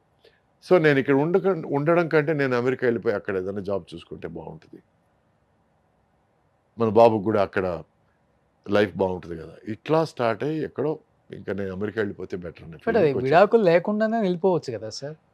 అంటే ఇప్పటిలాగా అనుకుంటే వెళ్ళడాలు అవన్నీ కాదండి. అప్పుడు ఆ టైంలో అమెరికా వెళ్ళడం అంటే ఒక మంత్ ట్రై చేస్తే నెక్స్ట్ మంత్, ఈ మంత్ ట్రై చేస్తే నెక్స్ట్ మంత్ వెళ్ళగలం అనే పరిస్థితి. సో ఒకసారి అంత దూరం ఏర్పడిందంటే అది పర్మనెంట్ దూరం అనే అనుకోవడానికి అనుకోవాలి తప్ప వేరే దారి లేదనే పరిస్థితిలో ఎక్కడో మా ఇద్దరి మధ్య భార్యాభర్తగా అనుబంధం మిగలలేదనేది అర్థమైపోయింది. అది అర్థమైపోవడంతో తన ఫ్రీడమ్ తనకి ఇచ్చేశాను. తను బాగుండాలి, బాబు బాగుండాలని నేను రాసి కూడా ఇచ్చేసాను, తను బాబుని తీసుకెళ్ళొచ్చు అమెరికాకి. సో వాడి మంచి కోసం అనుకున్నాను, తన మంచి కోసం చేశాను అనుకున్నాను, నా మనశ్శాంతి కోసం కూడా చేశాను అనుకోవచ్చు. ఎందుకంటే అన్నీ నేను ఇతరుల కోసం చేశాను, నేను త్యాగజీవి అనడం కంటే నాకు మనశ్శాంతి కొంచెం కావాలి కదా. So that was why we parted as friends and till today we're friends. Plus నేను అమెరికా వెళ్తే, నేను మా వైఫ్ అమెరికా వెళ్తే వాళ్ళ ఇంట్లోనే ఉంటాం. అండ్ ఇప్పుడు నా బాబు సపరేట్గా వాళ్ళ వైఫ్తో ఉన్నాడు కాబట్టి ఇప్పుడు 2 ప్లేసుల్లో ఉంటాం మేము. బట్ ఇంతకుముందు బాబు వాళ్ళతో ఉన్నప్పుడు అక్కడే ఉండేవాళ్ళం. సో వాడి దృక్పథంలో వాడికి 2 fathers and 2 mothers. Okay. So ఎక్కడ ఎవరు తక్కువ కాదు, అందరికీ ఈక్వల్ ఇంపార్టెన్స్. అది మేము వీఆర్ వెరీ పర్టికులర్. ఎవరిని తక్కువ చేసి మాట్లాడదు, ఎవరు తక్కువ కాదు, అందరూ ఈక్వల్. ఇక్కడ వాళ్ళు ఇండియాకి వచ్చినా మీ ఇంటికి వస్తారు, మీరు అక్కడికి వెళ్ళినా వాళ్ళ ఇంట్లో ఉంటారు. సో ఆ భార్యాభర్త అనే అనుబంధం కానీ ఆ ఫీలింగ్స్ కానీ పోయాయి. కానీ మరీ చిన్న వయసులో కలిసాం కదండి. సో అప్పటి నుంచి ఉన్న స్నేహం ఎందుకు పోగొట్టుకోవాలి? అండ్ ఎస్పెషలీ మా మధ్య ఒక బాబు అన్న ఒక అందమైన ఒక అనుబంధం ఉన్నప్పుడు వాడి మనసును ఎందుకు నొప్పించాలి? మీ ఇద్దరం గొడవ పడితే వాడి నొచ్చుకుంటాడు కదా. సో అది మాత్రం కాకుండా తనంటే ద్వేషం లేదు, తనకి నేనంటే ద్వేషం లేదు. ఇప్పుడు నేను ఎవరితోనో వెళ్ళిపోతే, లేక తను ఎవరితోనో వెళ్ళిపోతే ద్వేషాలు ఉంటాయి. కానీ నువ్వు జెంటిల్మెన్ లాగా బిహేవ్ చేసి నేను లేడీ లాగా బిహేవ్ చేస్తే ఇంకా ద్వేషాలు ఎందుకు ఉంటాయి? నాకు తెలిసి ఇంత హెల్తీగా డివోర్స్ తీసుకున్న సెలబ్రిటీ జంట ఎవరు లేరు, మీరే అయి ఉంటారు. అంటే మనం మెంటల్ హెల్త్ కోసం కొంచెం హెల్తీగా ఉండడం బెటర్ అండి. ఇట్లాంటి విషయాలు హెల్తీగా చూడడం బెటర్. సో బికాస్ రేపు నేను రియాక్ట్ అయ్యి తనని ఏదైనా మాట్లాడితే అది లైఫ్ లాంగ్ వాడి మైండ్లో మరకగా ఉండిపోద్ది. అండ్ ప్లస్ తను వాడిని నన్ను చూడకుండా ఆపు ఉండేటట్టయితే వాడికి ఒక తండ్రి దూరం అయ్యేవాడు. సో ఇవన్నీ ఆలోచించే మేము we wanted to keep everything healthy అండి. అది కొంతమందికి అర్థం కావచ్చు, అది కొంతమందికి అర్థం కాకపోవచ్చు. అర్థమైన వాళ్ళు వెరీ గుడ్, అర్థం కాని వాళ్ళు వెరీ గుడ్. మళ్ళీ ఎన్ని ఇయర్స్కి చేసుకున్నారు పెళ్లి సార్ మీరు? మధ్యలో ఒక 10 years గ్యాప్ ఉందండి. గ్యాప్. ఎందుకంటే అప్పుడు భయం వేసేసింది నాకు. ఆ తర్వాత మళ్ళీ కొంతమందికి నీకు ఆల్రెడీ బెడ్ ఉన్నాడు కదా, నువ్వు ఆ ఫ్యామిలీతో బాగా క్లోజ్గా ఉన్నావు, ఇది నేను ఐ కాంట్ యాక్సెప్ట్ అని అండాలి. ఇవన్నీ నేను నా lifelong she's my friend, he's my son, అంతే. అది యాక్సెప్ట్ చేసే వాళ్ళే నా లైఫ్లోకి రాండి అని అంతే. చెప్పారు. సో తర్వాత మేడం కనెక్ట్ అయ్యారు. అవును. సో ఆ విధంగా చూస్తే మేడం గ్రేట్ అని చెప్పుకోవచ్చు. తప్పకుండా. అయ్యో, చేతులు దండం పెట్టాలి, ఇద్దరికి చేతులు దండం పెట్టాలి. అనిత వాళ్ళ హస్బెండ్కి, నా వైఫ్కి. ఓకే. ఎందుకంటే యాక్సెప్టెన్స్. ఇప్పుడు ఒక విషయాన్ని అండర్స్టాండ్ చేసుకుంటే యాక్సెప్టెన్స్ వస్తుంది. ఆ యాక్సెప్టెన్స్ వచ్చిందంటే మెంటల్ పీస్ వస్తుంది. అండర్స్టాండ్ చేసుకున్నప్పుడు ఏదో ఉందేమో, ఎందుకు క్లోజ్కున్నారు, ఎందుకు నవ్వుకుంటున్నారు, ఇవన్నీ స్టార్ట్ అవుతాయి. అండర్స్టాండింగ్ ఉన్నప్పుడు యాక్సెప్టెన్స్, ఓకే ఇదన్నమాట విషయం అనేది ఒక యాక్సెప్టెన్స్ వస్తుంది. అవును. యాక్సెప్టెన్స్ వచ్చినప్పుడు పీస్ ఆఫ్ మైండ్ వస్తుంది. Peace of mind is most important అండి. ఏం చేస్తుంటారు సార్ మేడం ఇప్పుడు? మేడం వచ్చి తను షీజ్ రైటర్ అండి. ఓ సో ఒక 7-8 టీవీ సీరియల్స్కి రైటర్ గాను ప్రొడ్యూసర్ గాను. ఇండస్ట్రీయే మేడం కూడా అయితే. నేను రప్పించానండి, ఎందుకంటే తన కథల మీద బాగా ఇంట్రెస్ట్, ఓకే. మేము కథల గురించి ఎక్కువ మాట్లాడుకునేవాళ్ళం. Hmm. సో నేను తనకి నేర్పించాను ఒక కథ, స్క్రీన్ ప్లే ఇట్లా అట్లా ఉండాలని. తను ఈరోజు నాకు నేర్పిస్తుంది. She's Okay. Really good. Madam name sir? Rajshree, okay. North Indian తను. ఓ సో తన ఫుల్ పేరు రాజ్శ్రీ బెస్ట్. సో రాజ్శ్రీ తన పేరు. మొన్న మానేల ట్యాంక్ అని ఒక వెబ్ సిరీస్ కూడా కథ రాసింది. ఓ సో ఇప్పుడు కిడ్స్ ఉన్నారా సార్? లేరండి. Hmm. తనకు నేను పిల్లాడిని, తను నాకు చిన్నపిల్ల, అంతే. అంతే. సో ఇప్పుడు హ్యాపీ లైఫ్, పీస్ఫుల్ లైఫ్. అంతే. ఎందుకంటే హ్యాపీనెస్ కంటే పీస్ఫుల్ అది చాలా important, sir. మోస్ట్ ఇంపార్టెంట్ అవును, అనేది sir. అర్థమవుతుంది. సో మొన్న ఎవరో సార్ ప్రేమ అంటే ఏమిటని అడిగానండి. నాకేం చెప్పాలో అర్థం కాలేదు. చాలాసేపు ఆలోచించాను. ప్రేమ అంటే ఏమిటి, ప్రేమ అంటే ఏమిటి. ఎందుకంటే 15లో ప్రేమ అంటే ఏమిటో నీ ఫీలింగ్స్ వేరే, 20లో ప్రేమ అంటే ఏమిటో నీ ఫీలింగ్స్ వేరే, 30లో నీ ఫీలింగ్స్ వేరే, 40లో నీ ఫీలింగ్స్ వేరే. Love is different at every age. నాకు చిన్న సైనస్ ప్రాబ్లం ఉంది, దానివల్ల నైట్ అంతా ఏసీ వేస్తే నాకు పడదండి. సో ఈ మధ్య టెంపరేచర్ కొంచెం పెరిగి నేనేం చేశాను, కూలర్ పెట్టించాను. ఆ కూలర్ ఏదో ప్రాబ్లం వచ్చి, మోటార్ ఏదో ప్రాబ్లం వచ్చి కూలర్ ఆగిపోయింది. సో సరే పక్క రూమ్లోంచి టేబుల్ ఫ్యాన్ తీసుకొచ్చి పెట్టాము. అది సరిపోలేదని చెప్పి షూటింగ్ తీసుకెళ్ళి చిన్న ఫ్యాన్, ఒక 10 ఇంచ్ ఫ్యాన్, అది ఇటు సైడు, మామూలు ఫ్యాన్ ఇటు సైడ్ పెట్టుకున్నాం. ఇదంతా అవుతుంది. మధ్యలో సడన్గా దొరికాడు కూలర్ రిపేర్ చేసే అతను. సరే తీసుకొచ్చి కూలర్ రిపేర్ చేస్తే కూలర్ రిపేర్ అయింది. కూలర్ రిపేర్ అయిన వెంటనే నేను ఏదో పని చేసి తిరిగి వస్తే మా వైఫ్ కూలర్ ముందు కూర్చొని అబ్బా అనుకుంది. అంటే ఏసీ ఆఫ్ చేసినప్పుడు ఏమనలేదు, కూలర్ పోయినప్పుడు ఏమనలేదు, ఫ్యాన్ పెట్టినప్పుడు ఏమనలేదు, ఆ ఫ్యాన్ కూడా ప్రాబ్లం, చిన్న ఫ్యాన్ పెట్టినప్పుడు ఏమనలేదు. కానీ కూలర్ వచ్చినప్పుడు తను రిలాక్స్ అయ్యి రిలీఫ్గా ఫీల్ అయ్యి చూడండి, ఒక్క మాట కూడా నాతో చెప్పలేదు. నా దృష్టిలో అది ప్రేమ అంటే. ఓకే, గ్రేట్ కదా. ఒక్క మాట కూడా నాకు ఇబ్బందిగా ఉందనో, నాకు ఉక్కగా ఉందనో, లేక వేడిగా ఉందనో, ఏమి నథింగ్. సో అప్పుడు నేను తన దగ్గర ఏమన్నాడు, ఒక మాట చెప్పు ఉండొచ్చు కదా, నేను ఆవిడ మేడ్ సమ్ అరేంజ్మెంట్స్, నేను కూలర్ తొందర రిపేర్ చేయడానికి ట్రై చేసేవాడిని కదా, ఏదో ఒకటి, అంటే మన పనులు ఏదో ఉంటాయండి, బిజీ డూయింగ్ అదర్ స్టఫ్. అవునవునవును. తను అనింది, if you are comfortable I'm comfortable అనింది. నాకు ఆ టైంలో అనిపించింది అది ప్రేమ. మధ్యలో సినిమాలకు కూడా బాగా గ్యాప్ ఇచ్చారు కదా సార్, అంటే గ్యాప్ తీసుకోవాల్సి వచ్చిందా లేకపోతే గ్యాప్ ఇండస్ట్రీ ఇచ్చిందా? సగం సగం అండి. సగం గ్యాప్ ఇండస్ట్రీ ఇచ్చింది, సగం గ్యాప్ నేను తీసుకున్నాను. ఎందుకంటే ఈ రబ్బర్ స్టాంప్ వేషాలు కొన్ని ఉన్నాయండి. అంటే లాస్ట్లో అందరు ఫ్యామిలీ మెంబర్స్ అందరూ ఉన్నారు, కలిసి ఒక ఫోటో తీసుకున్నాం, శుభం అని కాడేయడానికి. కొంతమంది అంతకుముందు ఒక సీన్లో వస్తారు, ఆ తర్వాత మధ్యలో ఒక సీన్లో వస్తారు, తర్వాత లాస్ట్లో ఆ సీన్లో ఇట్లా ఉంటారు. అటువంటి వేషాలు చేయడం నాకు ఇష్టం లేదండి. ఎందుకంటే మొదటి నుంచి ఒక పని తక్కువ ఉన్న హీరో వేషం కంటే పని ఎక్కువ ఉన్న విలన్ వేషం ఎక్కువ ఇష్టపడేవాడిని. So I need to do something in the film, contribute to the film. ఆ కాంట్రిబ్యూషన్ లేనప్పుడు నేను ఎందుకు ఆ సినిమాలో ఉండడం, దానివల్ల ఎందుకు నన్ను పిలవడం అనే ఫీలింగ్తో కొన్ని నేను వదులుకున్నాను. కొన్ని ఏమిటంటే maybe they thought I wasn't right, or maybe నేను కలవని మనుషుల్ని, ఆయనకు అవసరం లేదేమో అనుకున్నారేమో. బట్ ఇప్పుడు అంటే మీ టైంలో ఉన్న హీరోస్ని కూడా కలవరు. సందర్భం వస్తే కలుస్తాను తప్ప జగపతి బాబు గారు, సుమన్ గారు, మా 80s గ్రూప్లో సుమన్ని కలుస్తాను, నేను జగపతి బాబుని కలుస్తాను. అప్పుడు కలవటమే.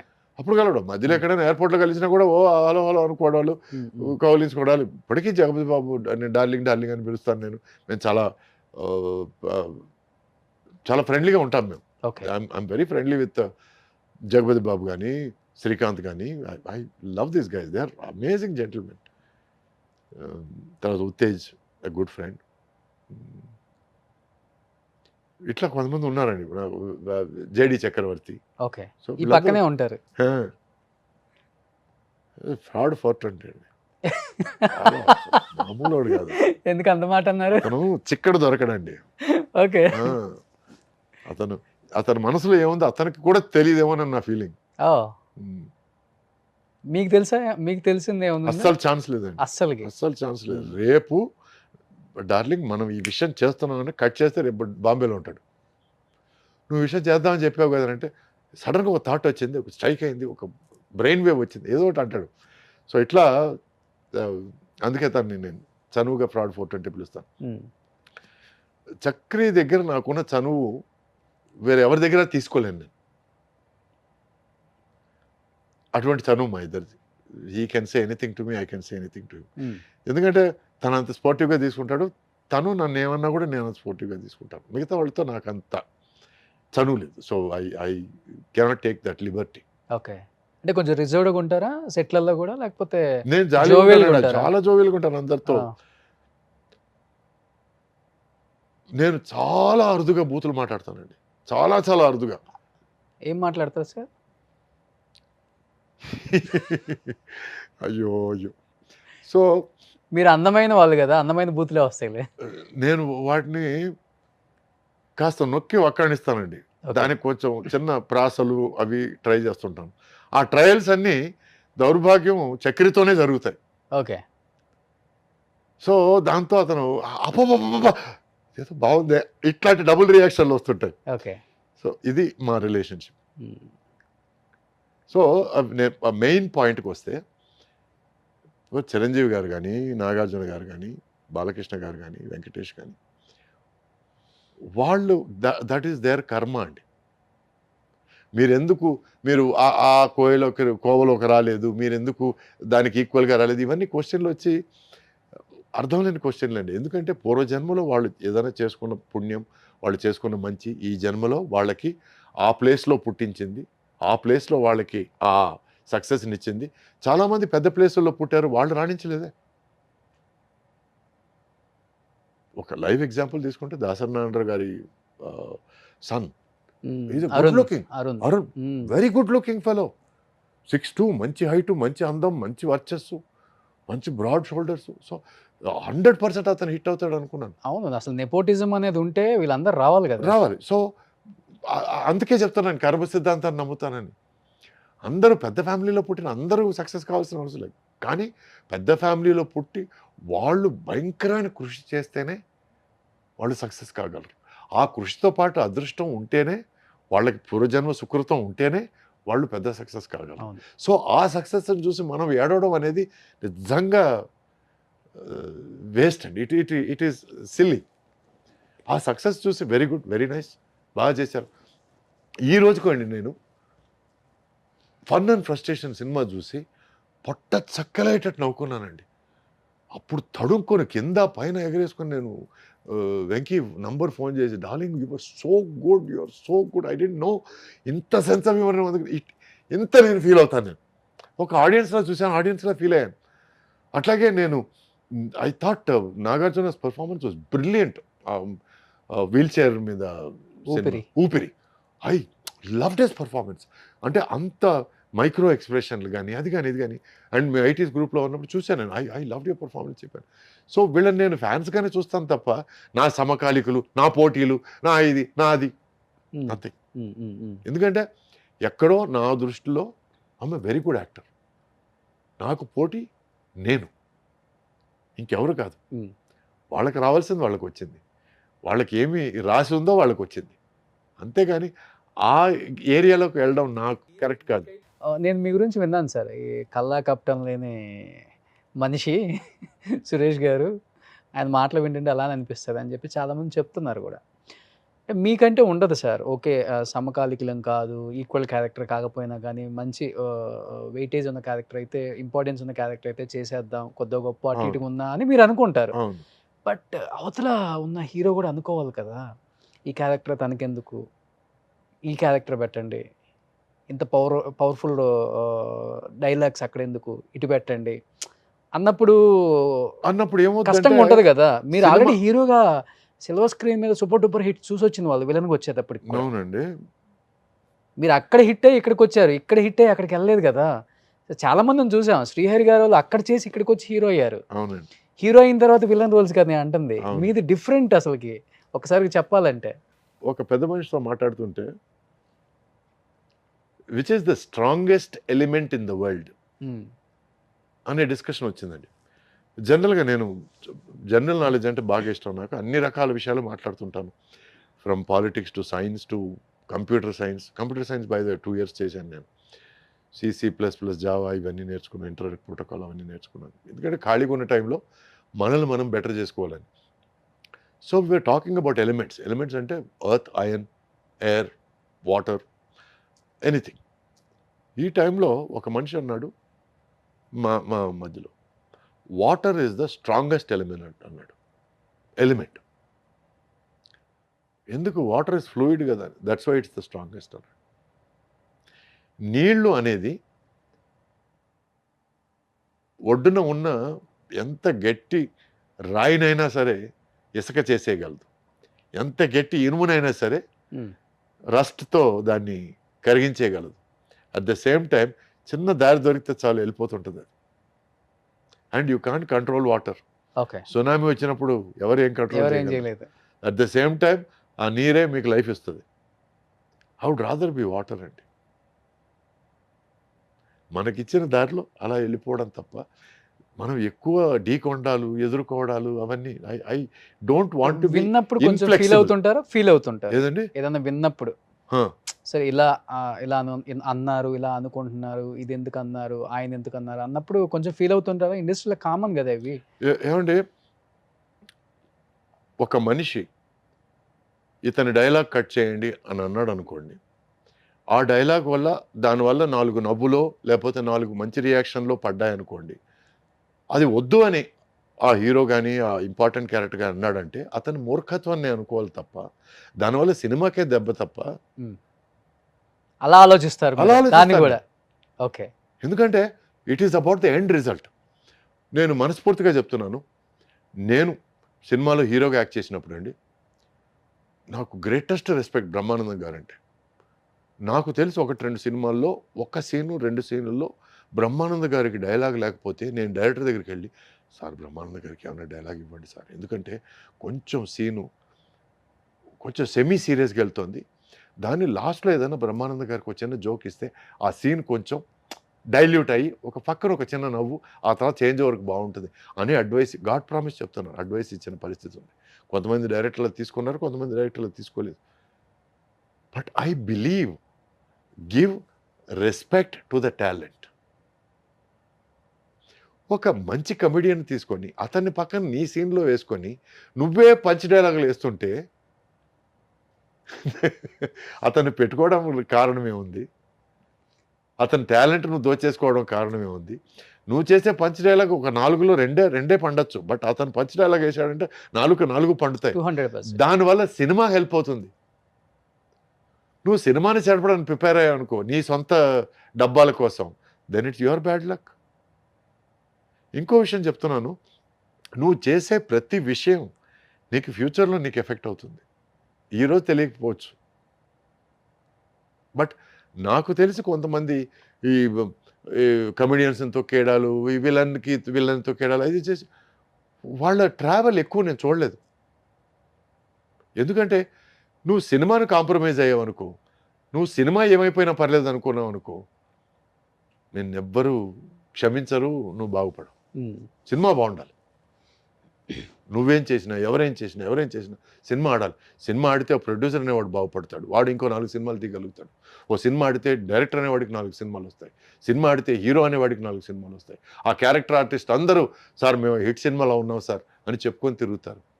సో ఒక హిట్ సినిమా వల్ల చాలా చాలా ద క్రూ, ద క్రాఫ్ట్, ఎంతోమంది వర్కర్స్, 24 యూనియన్స్ అందరూ బతుకుతారు ఒక హిట్ సినిమా వల్ల. ఒక డైరెక్టర్ క్యాజువల్గా లైట్ మెన్తో ఏదో మాట్లాడుతూ సడన్గా తిరిగి ఆ సినిమా చూసావా బాగుందన్నారు అని అంటే, సార్ సూపర్ హిట్ సార్, ఆ సినిమాలో నేను పనిచేశాను సార్ అన్నాడు. అరే ఆ సినిమాలో పనిచేసావా, సినిమా సూపర్ హిట్టా, అయితే మన సినిమా కూడా సూపర్ హిట్టే.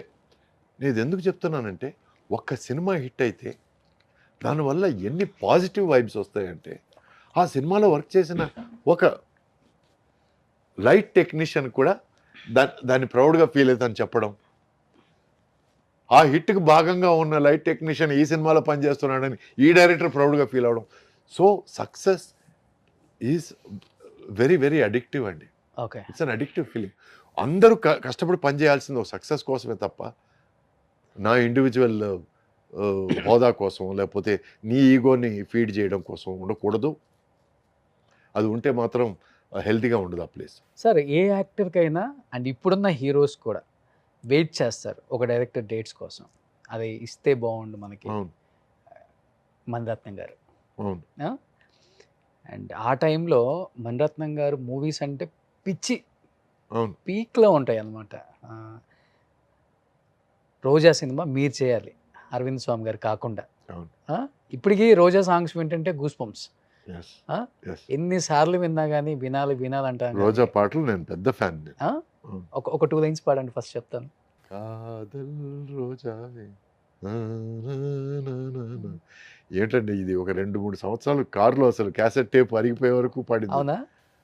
అలాంటి ఒక సూపర్ డూపర్ హిట్ సినిమాకి హీరోగా సురేష్ గారు సెలెక్ట్ అయిపోయి, ఒక సినిమా కోసం ఒక ప్రొడ్యూసర్ గారు నీకోసం నేను సినిమా ఆపుకోవాలా, నీకు ఇన్ని హిట్స్ ఇచ్చాను, నువ్వు ఆ సినిమా మానేసి నా సినిమా చేయవా అదొక ప్రెజరో లేకపోతే ఇష్టమో లేకపోతే మీ మీద ఉన్న ప్రేమతో గట్టిగా మాట్లాడటం వల్ల మీరు ఈ సినిమాని వద్దనుకున్నారు కదా, అవును ఏమనిపించింది? నాకు అది రాసి పెట్టలేదు అనిపించింది. నేను చెప్పాను కదా, నేను ఈ ఎక్స్పీరియన్స్ ఒకవేళ అప్పుడు అనిపించకపోవచ్చు, బట్ ఇటువంటి ఎక్స్పీరియన్స్ల వల్ల ఓకే మనకి ఏమి రాసి పెట్టలేదు అది మనకు రాదు అనేది క్లారిటీగా అర్థమైపోయింది. అందుకే చెప్తున్నాను కర్మ సిద్ధాంతాన్ని నమ్ముతున్నాను. ఈ రోజు నేను వెరీ వెరీ ఫార్మ్లీ బిలీవ్ మనకి ఏది రాసి పెట్టిందో అది వస్తుంది, మనకి ఏది రాసి పెట్టలేదో అది రాదు. అంటే నో చెప్పింది అందుకేనా నేను చెప్పింది? 100% రీజన్. ఎందుకంటే ఆ టైంలో వచ్చి మనం ఒకరికి మాట ఇచ్చిన తర్వాత లేదు అది ఆ ఆఫర్ బాగుంది, నేను మీకు నేను డేట్స్ ఇచ్చినా సరే నో, మీరు ఇంతకుముందు మీతో 2-3 సినిమాలు చేసినా నో అనేంత ధైర్యం నాకు లేదు. ఎవరైనా? నాయుడు గారు, రామానాయుడు గారా? ఓకే. సో నాకు గాడ్ ఫాదర్ కానీ గాడ్ ఫాదర్ ఆయన దగ్గర నేను ఏమన్నా సరే ఎదురు మాట్లాడగలనా? సో అది చెప్పారు ఆయనకి మణిరత్నం గారు ఆఫర్ అండి రోజా సినిమా అని చెప్పారు. ఓకే. బట్ ఆయన కూడా ఏంటంటే అన్ని ప్లాన్ చేసేసుకొని అవుట్డోర్ వెళ్ళడానికి రెడీగా అన్ని పకడ్బందీగా చేసుకొని, ఎందుకంటే ఆ టైంలో అందరూ బిజీ అండి. ఆర్టిస్టులు కాంబినేషన్ ఒక 30 రోజులు కలిపి దొరకడం అనేది, ప్లస్ ఆయన ప్రేమ విజేత అనే సినిమా అవుట్డోర్లో ప్లాన్ చేశారు 30 రోజులు అరకులో. ఓకే. సో ఆయనకి షిఫ్ట్ చేసుకోవడం మార్చుకోవడం అనేది కొంచెం కష్టమైన తరం. సో ఆయన్ని ఇబ్బంది పెట్టడం ఇష్టం లేక, అట్ ద సేమ్ టైం మన మణియే కదా, ఎందుకంటే అప్పటికే పరిచయం, సుహాసిని బాగా పరిచయం, ఎందుకంటే అప్పటికి 2-3 సినిమాలు చేస్తున్నాను. సుహాసిని మణిరత్నం పెళ్ళికి వెళ్ళున్నాను, సో పరిచయం. సార్ మణి దగ్గర చెప్పాను, can we do something about the dates Mani, I really want to do అని అన్నాను. నేను no I have to, about 4 months you need to be there అన్నాడు. అమ్మో 4 months అంటే నాయుడు గారు 2 సినిమాలు పోతాయి నాకు అన్న ఫీలింగ్. ఎందుకంటే ఆయన వరుసగా దీని తర్వాత ఈ ప్లాన్ చేశాను, దాని కథ భలే ఉంది అని చిన్న చూచాక ఈ సినిమా అప్పుడే ఆ సినిమా కథలు చెప్తుంటాడు నాయుడు గారు. ఓకే. సో ఇంత ఎక్సైట్మెంట్లో ఉన్నప్పుడు నేను ఐ థాట్ ఓకే ఫైన్. తర్వాత నో చెప్పిన తర్వాత ఆయన కొంచెం కోప్పట్టం కానీ జర్నీ కొంచెం నొచ్చుకున్నాడు 100%. What is wrong with you, such an amazing opportunity అని. ఆ తర్వాత కనపడప్పుడల్లా you said no to me, no I got an award అన్నాడు. You got an award, I didn't get an award అన్నాను. ఓకే. ఆ క్యారెక్టర్కి నన్ను అడిగిన క్యారెక్టర్ నాకు అవార్డు రాలేదు అన్నాను నేను. ఓకే. ఇట్లా మేము తమాషగా మాట్లాడుకుంటుంటాం. బట్ ఎక్కడో డెఫినెట్గా I feel bad that I miss that opportunity. Okay. లేదు నేను ఏమాత్రం అసలు that is wrong, that is not right, I feel bad ఇప్పటికి. But at the same time ఏమో మనకు రాసి పెట్టింది ఇదే, మనకు అది రాసి పెట్టలేదు అని అని నన్ను నేను సర్ది చెప్పుకుంటాను. వన్ మోర్ మూవీ సీతాకోక చిలుక, దాంట్లో కూడా ఫస్ట్ మీరే కదా? అవునండి. అంటే అంతకుముందు ఏమీ లేని టైంలో మడ్డి మొహం వేసుకొని చేతిలో క్యాన్లో ఒక రూమ్ నుంచి ఒక రూమ్కి తీసుకెళ్తుంటే ఒక డైరెక్టర్ అనేవాడు ఆపి, నువ్వు మా సినిమాలో యాక్ట్ చేస్తున్నావు అని చెప్పి నాకు ఆఫర్ ఇస్తే, ఓ పెద్ద డైరెక్టర్ పిలిచాడని చెప్పి నా సినిమానే ఫస్ట్ సినిమాగా ఉండాలి అని చెప్పి అతను కండిషన్ పెట్టాడని చెప్పి నేను ఇతని దగ్గరికి వెళ్ళి, లేదు సార్ మీ సినిమా చేయండి సార్, అది పెద్ద ఆఫర్ సార్, అది చేస్తాను సార్ అంటే కరెక్ట్ కాదనిపించింది నాకు. అందుకే నాకు ఏది న్యాయం అనిపిస్తే అది చేస్తానండి. దానివల్ల మంచి జరగని చెడు జరగని నాకు ఏది న్యాయం అనిపిస్తే రిగ్రెట్ ఫీల్ అవ్వరు, రిగ్రెట్స్ ఉండవు. I regret for missing out the chances, but no regrets for the decision. నేను తీసుకునే నిర్ణయానికి రిగ్రెట్ లేదు, నో. అంటే ఒక జెంటిల్మెన్, ఒక పద్ధతి గల మనిషి తీసుకోగలిగిన నిర్ణయం నేను తీసుకున్నాను. So no regret. మీరు అన్నారు ఇంతకుముందు ఇంకా ఆ పాలబుగ్గలని, కల్మషం లేదని, అది ఏదైనా నవ్వులు అట్లాగే ఉన్నారని, ఇదన్నిటికి కారణం ఏంటంటే నో రిగ్రెట్స్. మనసులో ఏది పెట్టుకోను, ఏదైనా అనిపిస్తే చెప్పేస్తాను. దానివల్ల ఎవరైనా ఫీల్ అయితే టూ బ్యాడ్, ఎవరైనా ఫీల్ కాకపోతే టూ బ్యాడ్. ఉన్నాయా ఫీల్ చేయించిన సందర్భాలు ఏవో ఆయన?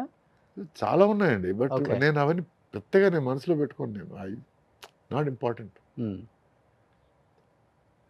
ఎందుకంటే జాపనీస్ సేయింగ్ ఉంది, నది ఒడ్డున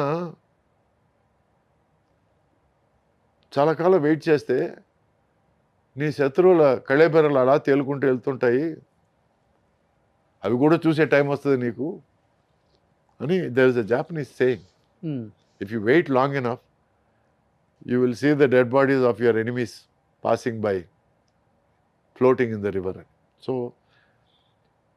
మనం ఏం చేయక్కర్లేదండి, జీవితం చేస్తుంది, దేవుడు చేస్తాడు, కర్మ సిద్ధాంతం చేస్తుంది.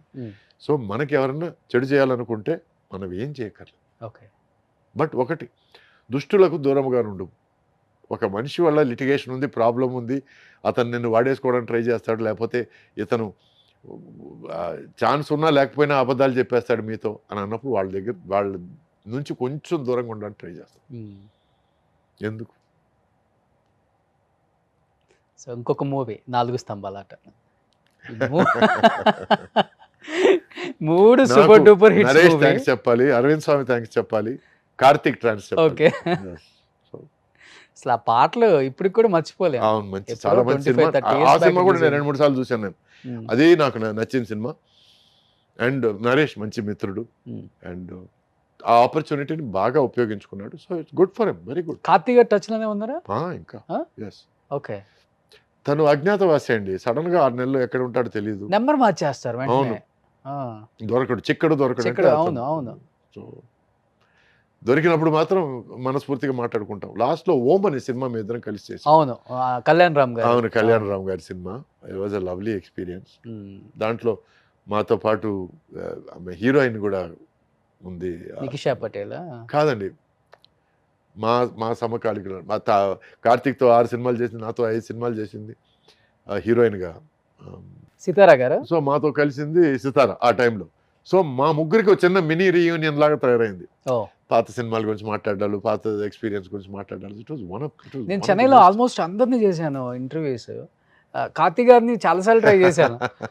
నేను మళ్ళీ ట్రై చేసేలోపు నెంబర్ మారింది. చెప్పాను కదా, దొరకడు, చిక్కడు దొరకడు అవుతాను. But very nice human being. అంటే ఉదారత అనేది ఫస్ట్ నాకు చూపించింది తను. ఎట్లా అని చెప్తున్నానంటే, సీతాకోక చిలుక తమిళ్లో సూపర్ హిట్. నా సినిమా పన్నీర్ పుష్పంగల్ రిలీజ్ అయిన 25వ రోజుకి రిలీజ్ అయింది ఆ సినిమా. అది హిట్, మా సినిమా హిట్ అయిన తర్వాత సడన్గా ఒకరోజు ఫోన్ కాల్ వచ్చింది. అప్పుడు ఇంట్లో ల్యాండ్ లైన్లే కదా, ఫోన్ కాల్ వస్తే మా అమ్మ, రే కార్తీక్ అంటరా, హీరోరా అని చెప్పేసారు. హలో ఎవరు అంటే, హే బడీ ఐమ్ కార్తిక్, ఈ సినిమాలో అలగిలో తెలిసిన సినిమాలో హీరోగా యాక్ట్ చేశాను, ఐ యు రియలీ హిమ్ అన్నాను నేను. High will I joke about it, I want meet you అని. ఆ తర్వాత తన ఫ్రెండ్స్ నన్ను తీసుకెళ్ళి డిన్నర్ ఇప్పించారు. ఉమ్. ఇప్పించి ఇట్లా నువ్వు కూడా సక్సెస్ ఇచ్చావు, నేను కూడా ఇండస్ట్రీలో కొత్తగా ఎంటర్ అయ్యాను, so I want us to be friends అని. ఆ తర్వాత అక్కడి నుంచి నేరుగా ఇంటికి తీసుకెళ్ళి వాళ్ళ నాన్న ముత్తురామన్ గారు, పెద్ద హీరో, డైరెక్టర్ కదా ఆయన. పెద్ద హీరో ఆయన, హీరో కార్తీక్ వాళ్ళ డైరెక్టర్ కూడా చేశారు కదా ఆయన. డైరెక్ట్ చేసి ఒకటి రెండు ఆ, సినిమాలు చేశారు. చేశారు. సో ఆయనకు పరిచయం చేసి ఆ తర్వాత నన్ను ఇంట్లో డ్రాప్ చేసి, సో ఫస్ట్ టైం హీరోలు ఇలా కూడా ఉండొచ్చు అనేది నేర్చుకున్నాను. ఓకే, అలానే ఉండేవాళ్ళు మీ టైం. ఎస్, అంటే ఇవన్నీ ఒక్కొక్కరి మంచి స్వభావాల వల్ల, ఒక్కొక్కరి మంచి గుణగణాల వల్ల నేర్చుకోవడం జరిగింది. అప్పటి నుంచి నేను I try to return the favour, I try to do the same thing. ఎవరన్నా ఇండస్ట్రీకి కొత్తగా ఎవరైనా వస్తే నేరుగా వాళ్ళ దగ్గరికి వెళ్ళి వెల్కమ్ టు ద ఇండస్ట్రీ అని, ఇలా నేను ముగ్గురికి నేను వెల్కమ్ చెప్పున్నాను. పక్కన నాయుడు గారి షూటింగ్ ఏదో జరుగుతుంది, నేను నేరుగా వెళ్ళి మహేష్ బాబుని మీట్ అయ్యి welcome to industry, me father మా ఫాదర్తో సినిమా చేశారు, మీ ఫాదర్ ఫ్యాన్ నేను, so I'm very happy that you come in to the industry, all the best అని చెప్పి వచ్చేసాం. ఆ తర్వాత రాణా, నాయుడు గారి స్టూడియోలో ఒకసారి సాయంత్రం కూర్చున్నప్పుడు రాణాని కలిసి all the best, I know you're coming into the industry, wish you all the very best అని. అప్పుడు రాణాతో Nag son was also sitting. Okay, Naga Chaitanya. Naga Chaitanya, తనకి కంగ్రాచులేషన్స్ చెప్పాను. నాకు తెలిసి న్యూ కమర్స్లో ఇంకా సినిమాలోకి అడుగు పెడుతున్నాము, లేక ఫస్ట్ సినిమా షూటింగ్ చేస్తున్నాము అని నాకు పర్సనల్గా ఫాదర్స్ తెలుసో లేకపోతే రిలేటివ్స్ తెలుసో నేను మీట్ అయ్యి మీరు ఇంత తప్పుడు చూసుంటారు కదా, సెట్కి తీసుకొస్తుంటారు అప్పుడు పిల్లల్ని ఎస్పెషల్లీ. అవును, అలా చూసిన వాళ్ళలో అబ్బా ఏం హీరో అయ్యాడు అప్పుడు, నేను ఇంత ఉన్నాడు ఎత్తుకుందామని అని అనిపించిన హీరో ఎవరు? విజయ్, తమిళ విజయ్. ఓకే, అప్పుడు చంద్రశేఖర్ బాబు అప్పుడు షూటింగ్కి వచ్చాడు. అప్పుడు కున్నూరులో షూటింగ్, అప్పుడు షూటింగ్ వస్తే అప్పుడు మేము కలిసి క్రికెట్ ఆడేటప్పుడు ఎంత 6 ఏళ్ల కుర్రాడు, 6 7 very active fellow. So father దగ్గర చెప్పాను, చాలా యాక్టివ్గా ఉన్నాడు సార్, ఏం సార్ మాకు పోటీగా తెస్తున్నారా ఏంటని ఏదో జోక్ చేశాను నేను. అచ్చా కుదరదు, నోవే అని అన్నాడు. నాకు డౌటే అని చెప్పి అన్నాను నేను. ఆ తర్వాత తను పెద్ద హీరో అయిపోయిన తర్వాత సడన్గా ఆయన నన్ను, సత్యరాజ్ని, తర్వాత నాజర్ని వాళ్ళ వెళ్ళి పెట్టి సినిమా తీశాడు. ఆయన సినిమా తీస్తే నేను జ్ఞాపకం చేశాను ఆయనకి, ఎప్పుడు 2013-14 టైంలో నేను జ్ఞాపకం చేశాను. సార్ నేను చెప్పాను జ్ఞాపకం ఉందా, బాబు పెద్ద హీరో అయ్యాడు, అంతా నీ వల్ల ఊరుకోండి సార్, లోపల బాగా హ్యాపీ ఫీల్ అవుతున్నారు మీరు, ఊరుకో బయట ఎవరికి చెప్పద్దు. సో ఇట్లా ఉంటుందండి. So I like the fact that I've seen them grow. తర్వాత జనతా గ్యారేజ్లో కూడా చేశారు కదా సమంత ఫాదర్గా. అవును, ఎలా అనిపించింది తారక్తో ఫస్ట్? ఐ థింక్ తారక్తో ఫస్ట్ ఎక్స్పీరియన్స్ అదేనా? అదే ఫస్ట్ ఎక్స్పీరియన్స్. అంటే అంతకుముందు ఒక 2-3 సార్లు మీటింగ్లో, గ్యాదరింగ్లో, ఈవినింగ్ డిన్నర్స్లో కలిశాను నేను, బట్ యాక్ట్ చేయడం మాత్రం ఫస్ట్ టైం. సో పరిచయాలు ఉన్నాయి, బట్ మనం యాక్ట్ చేసినప్పుడే మనకి వాళ్ళ కెపాసిటీ ఏమిటో, వాళ్ళ కేపబిలిటీ ఏమిటో మనకు అర్థమవుతుంది. So I was zapped, very surprised. Tarak is a very very capable actor, and తను సినిమాని అర్థం చేసుకున్నాడు. ఈ క్యారెక్టర్ ఈ డైలాగ్ చెప్తే ఈ డైలాగ్లో ఈ పోర్షన్లో పంచ్ ఉంది, ఈ డైలాగ్ని ఫుల్గా చెప్పాలి, హాఫ్ చెప్పి వదిలేస్తే సరిపోదు. ఇట్లా ఒక సీన్లో అందరి డైలాగులు తన మైండ్లో ఉంటాయండి. ఇది చాలా రేర్గా చూశాను నేను. అంటే ఏకసంధాగ్రాహి అంటే ఒకసారి వింటే నేర్చేసుకోవడం, plus being able to understand everybody's dialogue is amazing. తను he has that timing, he has that. నేను ఫంక్షన్లో కూడా చెప్పాను, తను కారణ జన్ముడు అని. So he is that, he is something very special. అంటే ఎస్పెషల్లీ తారక్ గురించి వింటుంటాం, ఆయనతో వర్క్ చేసిన చాలామంది ఆర్టిస్టులు మా షోలకు వస్తుంటారు కాబట్టి, వాళ్ళ తాతగారి జనరేషన్లో ఉన్న హీరోస్ అన్నా, ఆర్టిస్టులు అన్నా, వాళ్ళ బాబాయ్ గారి జనరేషన్లో ఉన్న హీరోలు, ఆర్టిస్టులు అన్నా కానీ ఇప్పుడు వాళ్ళతో వర్క్ చేయడానికి వస్తారు కదా, ఒక ఫాదరో, ఒక తాతో, ఒక బాబాయో, ఆఫ్ స్క్రీన్ ఒక సొంత బిడ్డలాగే ట్రీట్ చేస్తారు ఆయన. ఆ మాట్లాడటం కానీ, ఆ ప్రేమ కానీ ఇంత కూడా తగ్గదు. ఆమె స్టార్, రెస్పెక్ట్, ఆమె బిగ్ స్టార్, ఆమె పాన్ ఇండియా స్టార్, ఇలా ఉండదు. డెఫినెట్గా మంచి మర్యాద. ఒక మనిషిని చూస్తే జనరల్గా కమెంట్ ఇస్తారు, అతనికి మంచి మర్యాద బాగుందండి అని. దానికి తార్కాణం తారక్ ఓకే. రెస్పెక్ట్ ఇచ్చి మాట్లాడతారు. Hmm. అంటే ఈరోజు ఎవరో తెలీదు, ఏమిటో తెలీదు, ఒక సినిమా ఆడి ఉంటుంది, రెండో సినిమా సుమారుగా ఆడి ఉంటుంది, మూడో సినిమా ఆడి ఉండదు, మొత్తం ఇండస్ట్రీ అంతా తన చేతిలో ఉన్నట్టు మాట్లాడేవాళ్ళు ఉన్నారు. చూసుంటారు కూడా. యువ హీరోలు కానీ లేదు, ఒక 2 సినిమాలు కమెడియన్గా యాక్ట్ చేసి మూడో సినిమా హీరో అయిపోగానే ఈరోజు నేను హీరో అయినందుకు చాలా హ్యాపీగా ఉన్నాను. హీరో అనేది బాధ్యత అండి, అది క్రెడిట్ కాదు. హీరో అనేది బాధ్యత, హీరో అనేది బరువు, హీరో అనేది ముళ్ళ కిరీటం. అంటే సినిమాను నువ్వు నడిపించాలి, నీ నడకని ఆడియన్స్ ఫాలో చేయాలి, నువ్వు పడితే వాళ్ళు పడ్డట్టు ఫీల్ అవ్వాలి, నువ్వు గెలిస్తే వాళ్ళు గెలిచినట్టు ఫీల్ అవ్వాలి, అది హీరో అంటే. సో అది అందరి వల్ల మోయడం కుదరదండి. దానికి తార్కాణం ఏంటంటే మగధీరాలో రామ్ చరణ్, లేక పుష్పలో అల్లు అర్జున్, వాళ్ళు ఫీల్ అయితే మనం ఫీల్ అయ్యాం, వాళ్ళు గెలిస్తే మనం గెలిచినట్టు ఫీల్ అయ్యాం. So that is the highs and lows that they can make you feel, that they must make you feel. వాళ్ళు హీరోలు అంటే. సూపర్. అవునా కదా? Exactly sir. సో మొన్న పడిన వర్షంలో ఈరోజు మొలిసిన మష్రూమ్ నువ్వు, ఇంకా చాలా ఉంది జీవితం చూడడానికి. అప్పుడే ఏదో చూసేసినట్టు మాట్లాడితే మనం విని ఊరుకోవడం తప్ప మనం ఏం చేయలేం. నిజంగా మన హీరోస్ అంతా గ్రేట్. అందుకే వాళ్ళు ఎక్కడ కూడా అది ఆ బ్యాగేజ్ లేదు, డెఫినెట్గా లేదు. నేను రీయూనియన్కి అన్నయ్య ఇంటికి వెళ్ళినప్పుడు, చిరంజీవి గారి ఇంటికి వెళ్ళినప్పుడు రామ్ చరణ్ ఎంత ఆప్యాయంగా అంకుల్ అంకుల్ అని పిలిచాడంటే నాకు కారిపోయాను నేను అసలు. ఇన్ని కరిగిపోయారా? టోటల్గా కరిగిపోయాను నేను, కారిపోయాను రాంగ్ వర్డ్ ఇది. అందుకనే అంకుల్ అంకుల్ అని ఆప్యాయంగా పిలిచి ఏదైనా తింటారు అంకుల్, నేను ప్లేట్లో పెట్టి తీసుకురాగలను అంకుల్, లేట్ అయిపోయింది కదా అంకుల్ అంటుంటే, this is such a big star, such a big personality. He still behaving like Chiranjeevi గారి son, he still behaving like you know మా ఫాదర్ టైంలో పెద్ద ఆయన, ఈయనకి మర్యాద ఇవ్వాలి. I really love. తక్కువ అనుకుంటా. చాలా అంటే పెంపకం అండి, అంత మంచి పెంపకం. Upbringing is so good, so nice. So felt really nice. I think మీరు కూడా ఒక ఇయర్లో 18-20 సినిమాలు రిలీజ్ అయిన సందర్భాలు కూడా చూసాం. అవునండి, చాలా చూసారు మీరు కూడా గోల్డెన్ ఎరా. అవును, అంటే the biggest number of movies in year was 18. అది ఒకే సంవత్సరం 18 సినిమాలు ఒకే సంవత్సరం. నేను చెప్పాను కదా, అది పెళ్ళైన కొత్తలో మార్నింగ్ ఒక షిఫ్ట్, మధ్యాహ్నం ఒక షిఫ్ట్, నైట్ ఒక షిఫ్ట్, మిడ్ నైట్ షిఫ్ట్ మళ్ళీ. సో మార్నింగ్ 4 గంటలకు ఇట్లా వచ్చేవాళ్ళు ఇంటికి. అప్పుడు ఎక్కడ సరే హెల్త్ ఇష్యూస్ ఏం వచ్చేవి కదా? వచ్చింది నాకు. ఆ తర్వాత ఆ సంవత్సరం తర్వాత జాండీస్ వచ్చి ఒక 2 నెలలు నేను బాగా బాధపడ్డాను. అప్పటి వరకు నా డేట్స్ చూసుకునేది మా నాన్నగారు. ఓకే. అప్పటి తర్వాత నుంచి డేట్స్ చూసుకునేది నేను.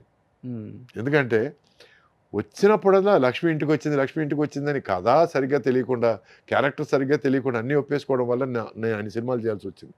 అన్ని సినిమాలు చేయడం కూడా కరెక్ట్ కాదు. ఎందుకంటే పద్ధతిగా ఈ కథ బాగుంది, ఈ కథ మనకి బాగుంటుంది, ఈ కథ మనం రాణించగలం, ఈ కథ మనం హిట్ చేయగలం అనుకుంటే తప్ప మనం చేయకూడదండి. So after that I said daddy don't get involved. అప్పటి నుంచి నేను కొంచెం లిమిట్లో సినిమాలు చేయడం స్టార్ట్ చేశాను. సో ఎందుకంటే దానివల్ల మనశ్శాంతి పోద్ది, హెల్త్ పోద్ది. దానివల్ల మనం టెన్షన్ పడకూడని సినిమాల కోసం కూడా టెన్షన్ పడుతుంటాం. ఎందుకంటే ఆ సినిమా షూటింగ్లో ఎంటర్ అయిన వెంటనే ఎక్కడో అర్థమైపోయింది, ఓ ఇదేదో బ్యాడ్ సినిమా, ఇది ఆడదు అనే ఫీలింగ్ వచ్చేస్తుంది. వచ్చినప్పుడు దాని గురించి కూడా అయ్యో ఆ సినిమా ఆడితే బాగుండే, మనం ఉన్నాం కదా అనే ఫీలింగ్. అంటే ఎందుకని నాన్న కూడా అన్ని సినిమాలు ఒప్పుకోవడానికి రీజన్ ఏంటి? అంటే ఫైనాన్షియల్ గా కొన్ని సినిమాలు ప్రొడ్యూస్ చేసి కొంత చితికిపోయి ఇబ్బంది పడ్డారేమన్నా? దానివల్ల ఏమిటంటే మనం ఇంకొకరిని యాచించే పరిస్థితిలో ఉండకూడదు, మనం ఫైనాన్షియల్గా స్టేబుల్ అవ్వాలి, మనకి financial stability more important.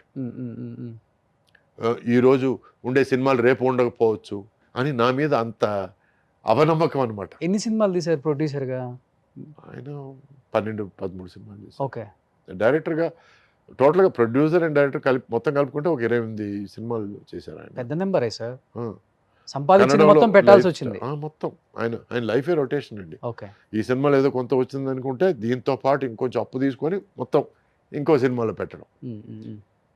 And last advice ఏమిటంటే, రే దయచేసి నువ్వు ప్రొడ్యూసర్ మాత్రం కాకురా అని. Hmm. దురదృష్టవశాత్తు నేను ప్రొడ్యూసర్ అయ్యాను, నేను డబ్బులు పోగొట్టుకున్నాను, ఆర్థికంగా ఇబ్బందులు పడ్డారా? పడ్డాను. బట్ టీవీ అనే ఒక దేవత నన్ను కాపాడింది. టీవీ రంగంలో 8-9 సీరియల్స్ మా వైఫ్ పేరు మీద ప్రొడ్యూస్ చేసి తన చేతి మీద ప్రొడక్షన్ చేయించి కొంత నేను నిలదొక్కున్నాను. So I have to thank that media. ఇప్పుడు ఏంటి సార్ ఆర్థిక పరిస్థితి? Are you happy? I'm peaceful. Okay. అంటే ఇప్పుడు యాక్టింగ్ చేస్తూ సర్వైవల్ అవ్వాలా, లేకపోతే ఓకే జరుగుతుంది ఇబ్బంది? ఓకే ఇప్పుడు ఓకే. ఎందుకంటే నాకు ఇంపార్టెంట్ ఏమిటంటే 3 పూట్ల తిండి అండి, కట్టుకునే గుడ్డ అండి, పైన నీడండి. దీనిపైన ఏమొచ్చినా బోనస్ అనండి, అది నేను నమ్ముతానండి. అదే కర్మ సిద్ధాంతం నమ్ముతారు కదా. Yes, exactly. ఫస్ట్ చెన్నైలో స్పోర్ట్స్ కార్ కొనింది నేనండి. ఓకే. అప్పట్లో 16 లక్షలు అంటే, అప్పటికి 16 లక్షలకి సగం టీ నగర్ కొనొచ్చు. అట్టాడిది అంత డబ్బులు పెట్టి స్పోర్ట్స్ కార్ కొన్నానంటే, అంటే నేను అప్పటిదాకా జీవితంలో పెద్ద ఆడంబరాలు ఇవి చూడలేదు. సడన్గా డబ్బులు వచ్చేసరికి దాన్ని ఎంజాయ్ చేయాలి, మ్యాక్సిమం ఎంజాయ్ చేయాలనే ఫీలింగ్తో వీటన్నిటి మీద ఖర్చు పెట్టాను. ప్లస్ ప్రపంచంలో అన్ని దేశాలు తిరిగాను. నాకు వచ్చిన డబ్బులంతా మ్యాక్సిమం దానికే ఖర్చు పెట్టాను. ట్రావెలింగ్. అప్పుడు ఏదైనా ఒక సినిమా హిట్ అయితే నేను బ్యాక్ ప్యాక్ వేసుకొని యూరోప్ అంతా ట్రావెల్ చేసేవాడిని. దానికి 2 కారణాలు. ఒకటి, డబ్బులు వచ్చాయి కదా మనం ఇప్పుడు ఖర్చు పెట్టచ్చు అని. రెండోది ఏమిటంటే, ఒక సినిమా హిట్ అయితే సార్ మీరు ఇంద్రుడు సార్, మీరు చంద్రుడు సార్, మీరు సూపర్ సార్ అనడానికి రెడీగా ఉంటారు చెక్క భజనలు చేయడానికి. వాళ్ళని అవాయిడ్ చేయడానికి నేను ట్రావెల్ చేసేవాడిని. ఓకే. చెడు వ్యసనాలకి ఈజీగా ఉండేది మీకు అప్పుడు మీ టైంలో? అవును, అమ్మాయిలు కావచ్చు, మందు కావచ్చు, ఏదన్నా. అందుకే అవన్నీ నేను అవాయిడ్ చేశానండి. నాకు ఏది వ్యసనం అవ్వకూడదు అనేది నా తాపత్రయం అండి. Everything has to be with in our control. అంతేగా దాని కంట్రోల్లోకి మనం వెళ్ళిపోకూడదు అనేది నా అభిమతం. టుడే ఈరోజు నేను హెల్త్ కాన్షియస్ అయ్యాను. ఈరోజు తీసుకునే కొద్దిపాటి మందు కూడా కంప్లీట్గా స్టాప్ చేశాను. So my life is now I'm bringing it back on track. So back to the topic. అప్పట్లో బాగా ఖర్చు పెట్టాను, అప్పట్లో ఏమిటనేది చూసేసాను. కాబట్టి ఇప్పుడు దాని మీద నాకేమీ లేదండి.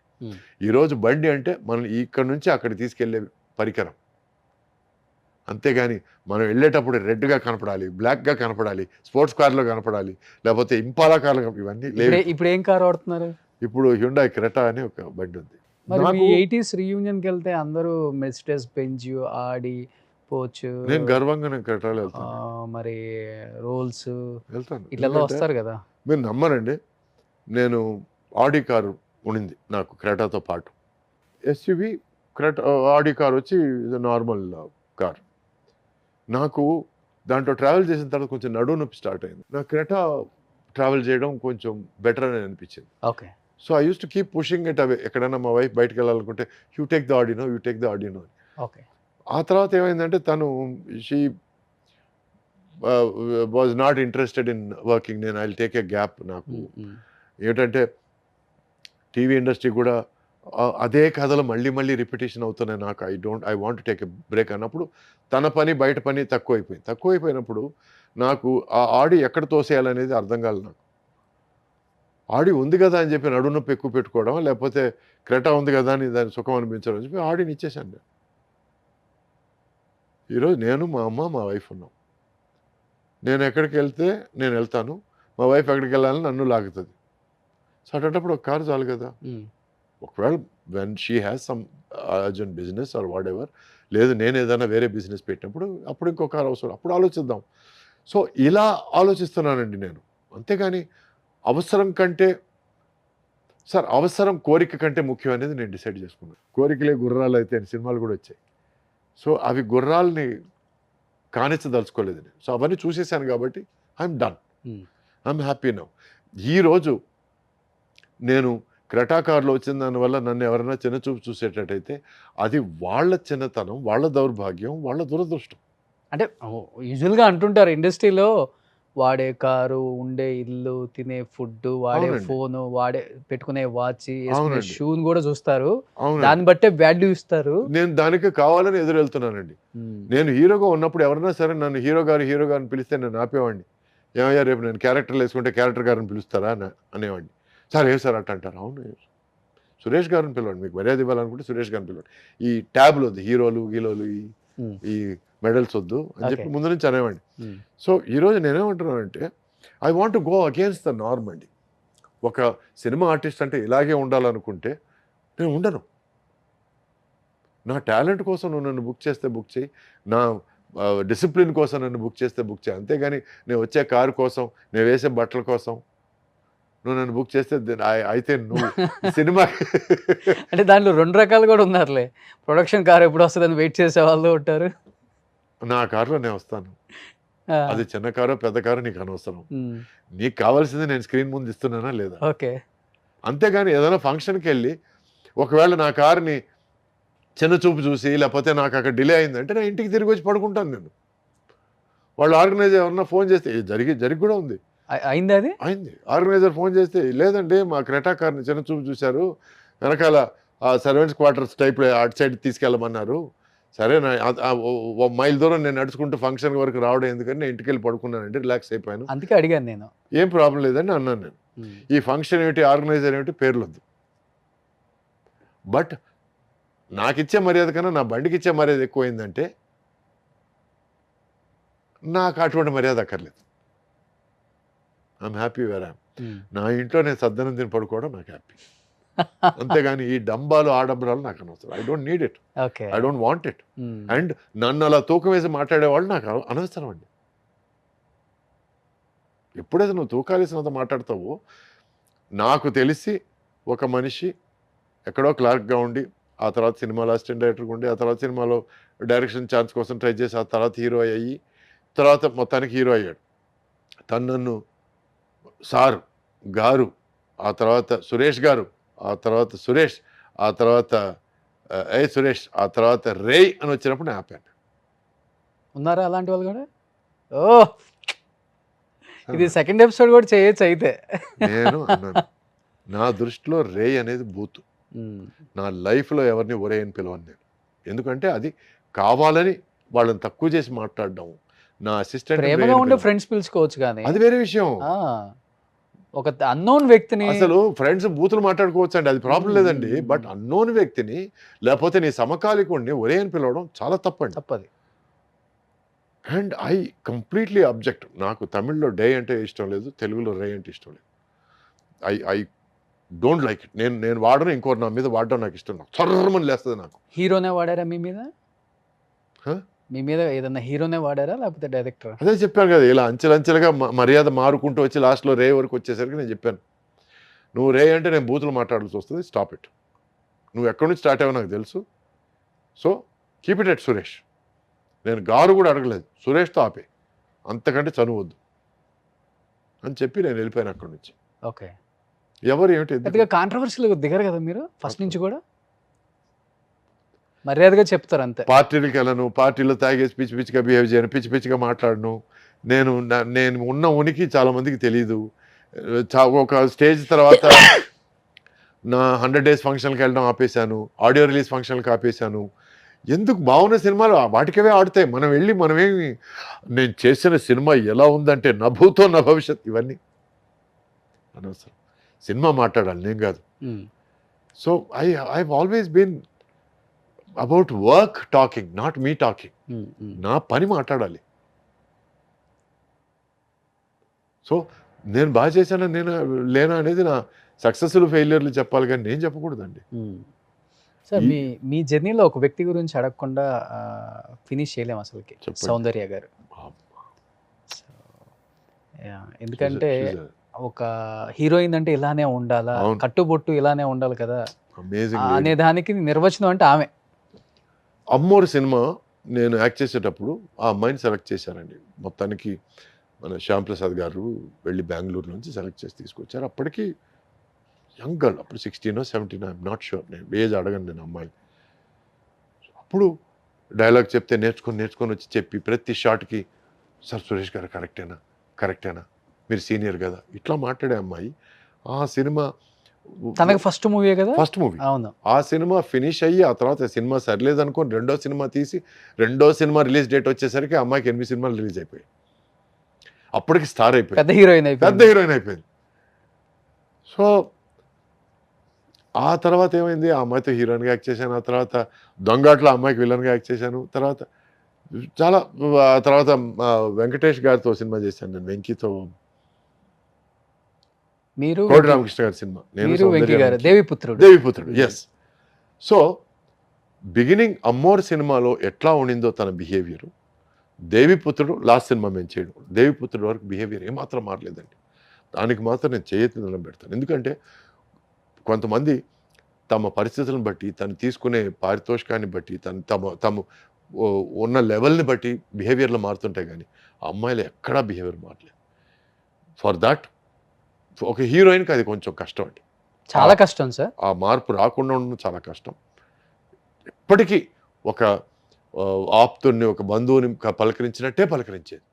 సురేష్ గారు బాగున్నారండి, ఇంట్లో అందరూ బాగున్నారండి, ఇట్లాగే మాట్లాడేది. So I really love that attitude. So అందుకే I always had huge respect for. ఆమెలో మీకు నచ్చిన ఒక మంచి క్వాలిటీ అంటే ఆఫ్ స్క్రీన్ నవ్వు. She had an amazing smile అండి, చూస్తూ Okay. ఉండిపోదాం అనే ఒక నవ్వు. అంటే ఎట్లా నవ్వు, ఒక పక్కింటి పిల్ల, లేకపోతే ఓ పల్లెటూరులో ఒక అందమైన అమ్మాయిని చూస్తే అరే ఈ కట్టుబొట్టు బాగుంది, ముచ్చటేసే ఒక నవ్వు అండి. వేరే ఏ ఐడియా రాని ఒక నవ్వు, అంటే ముచ్చటేస్తుంది చూడండి కొంతమంది, అవునవును. ఆ ముచ్చటే ఫీల్ అయ్యాను. She had amazing smile and she had dancing ice. Dancing ice అంటే కళ్ళు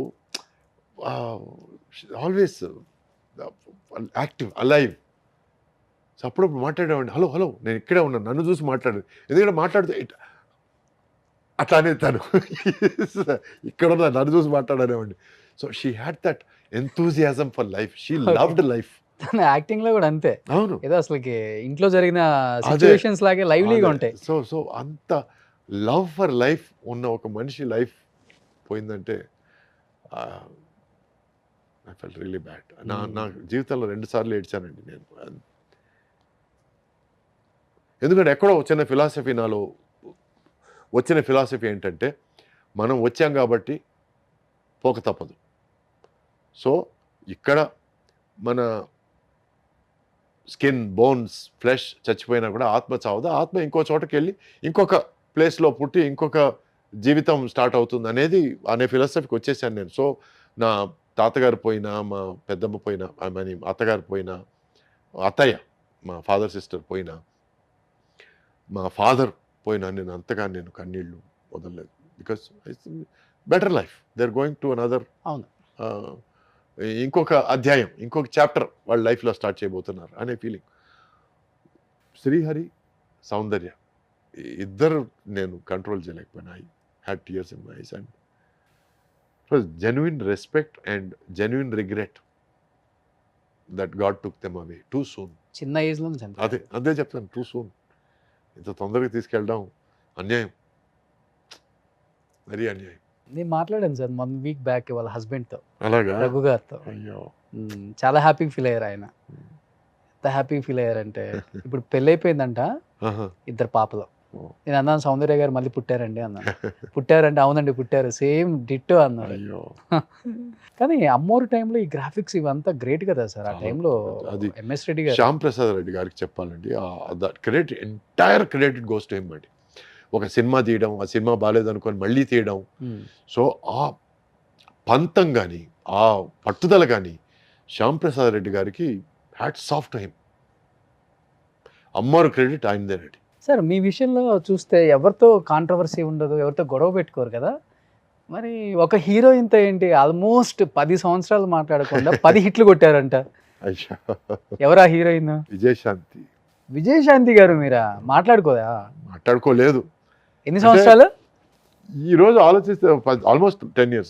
ఈ రోజు తిరిగి ఆలోచిస్తే ఎందుకు గొడవ పడ్డాం కూడా తెలియదు, మర్చిపోయాను నేను. బట్ ఆ తర్వాత మళ్ళీ కలిసి మాట్లాడుకున్నాం. బట్ ఎక్కడో మధ్యలో ఒక 2-3 తమిళ సినిమాలు, 2-3 తెలుగు సినిమాలు అయిపోయినాయి. మళ్ళీ కలిసి మాట్లాడుకునే టయానికి తను she became a superstar, lady superstar అంతా అయిపోయింది. ఓకే. అండ్ నేను బిజీగా నా సైడ్ బిజీగా ఉన్నాను. ఆ తర్వాత చాలా సందర్భాలు వచ్చాయి నాకు విజయశాంతి సినిమాలో యాక్ట్ చేయడం.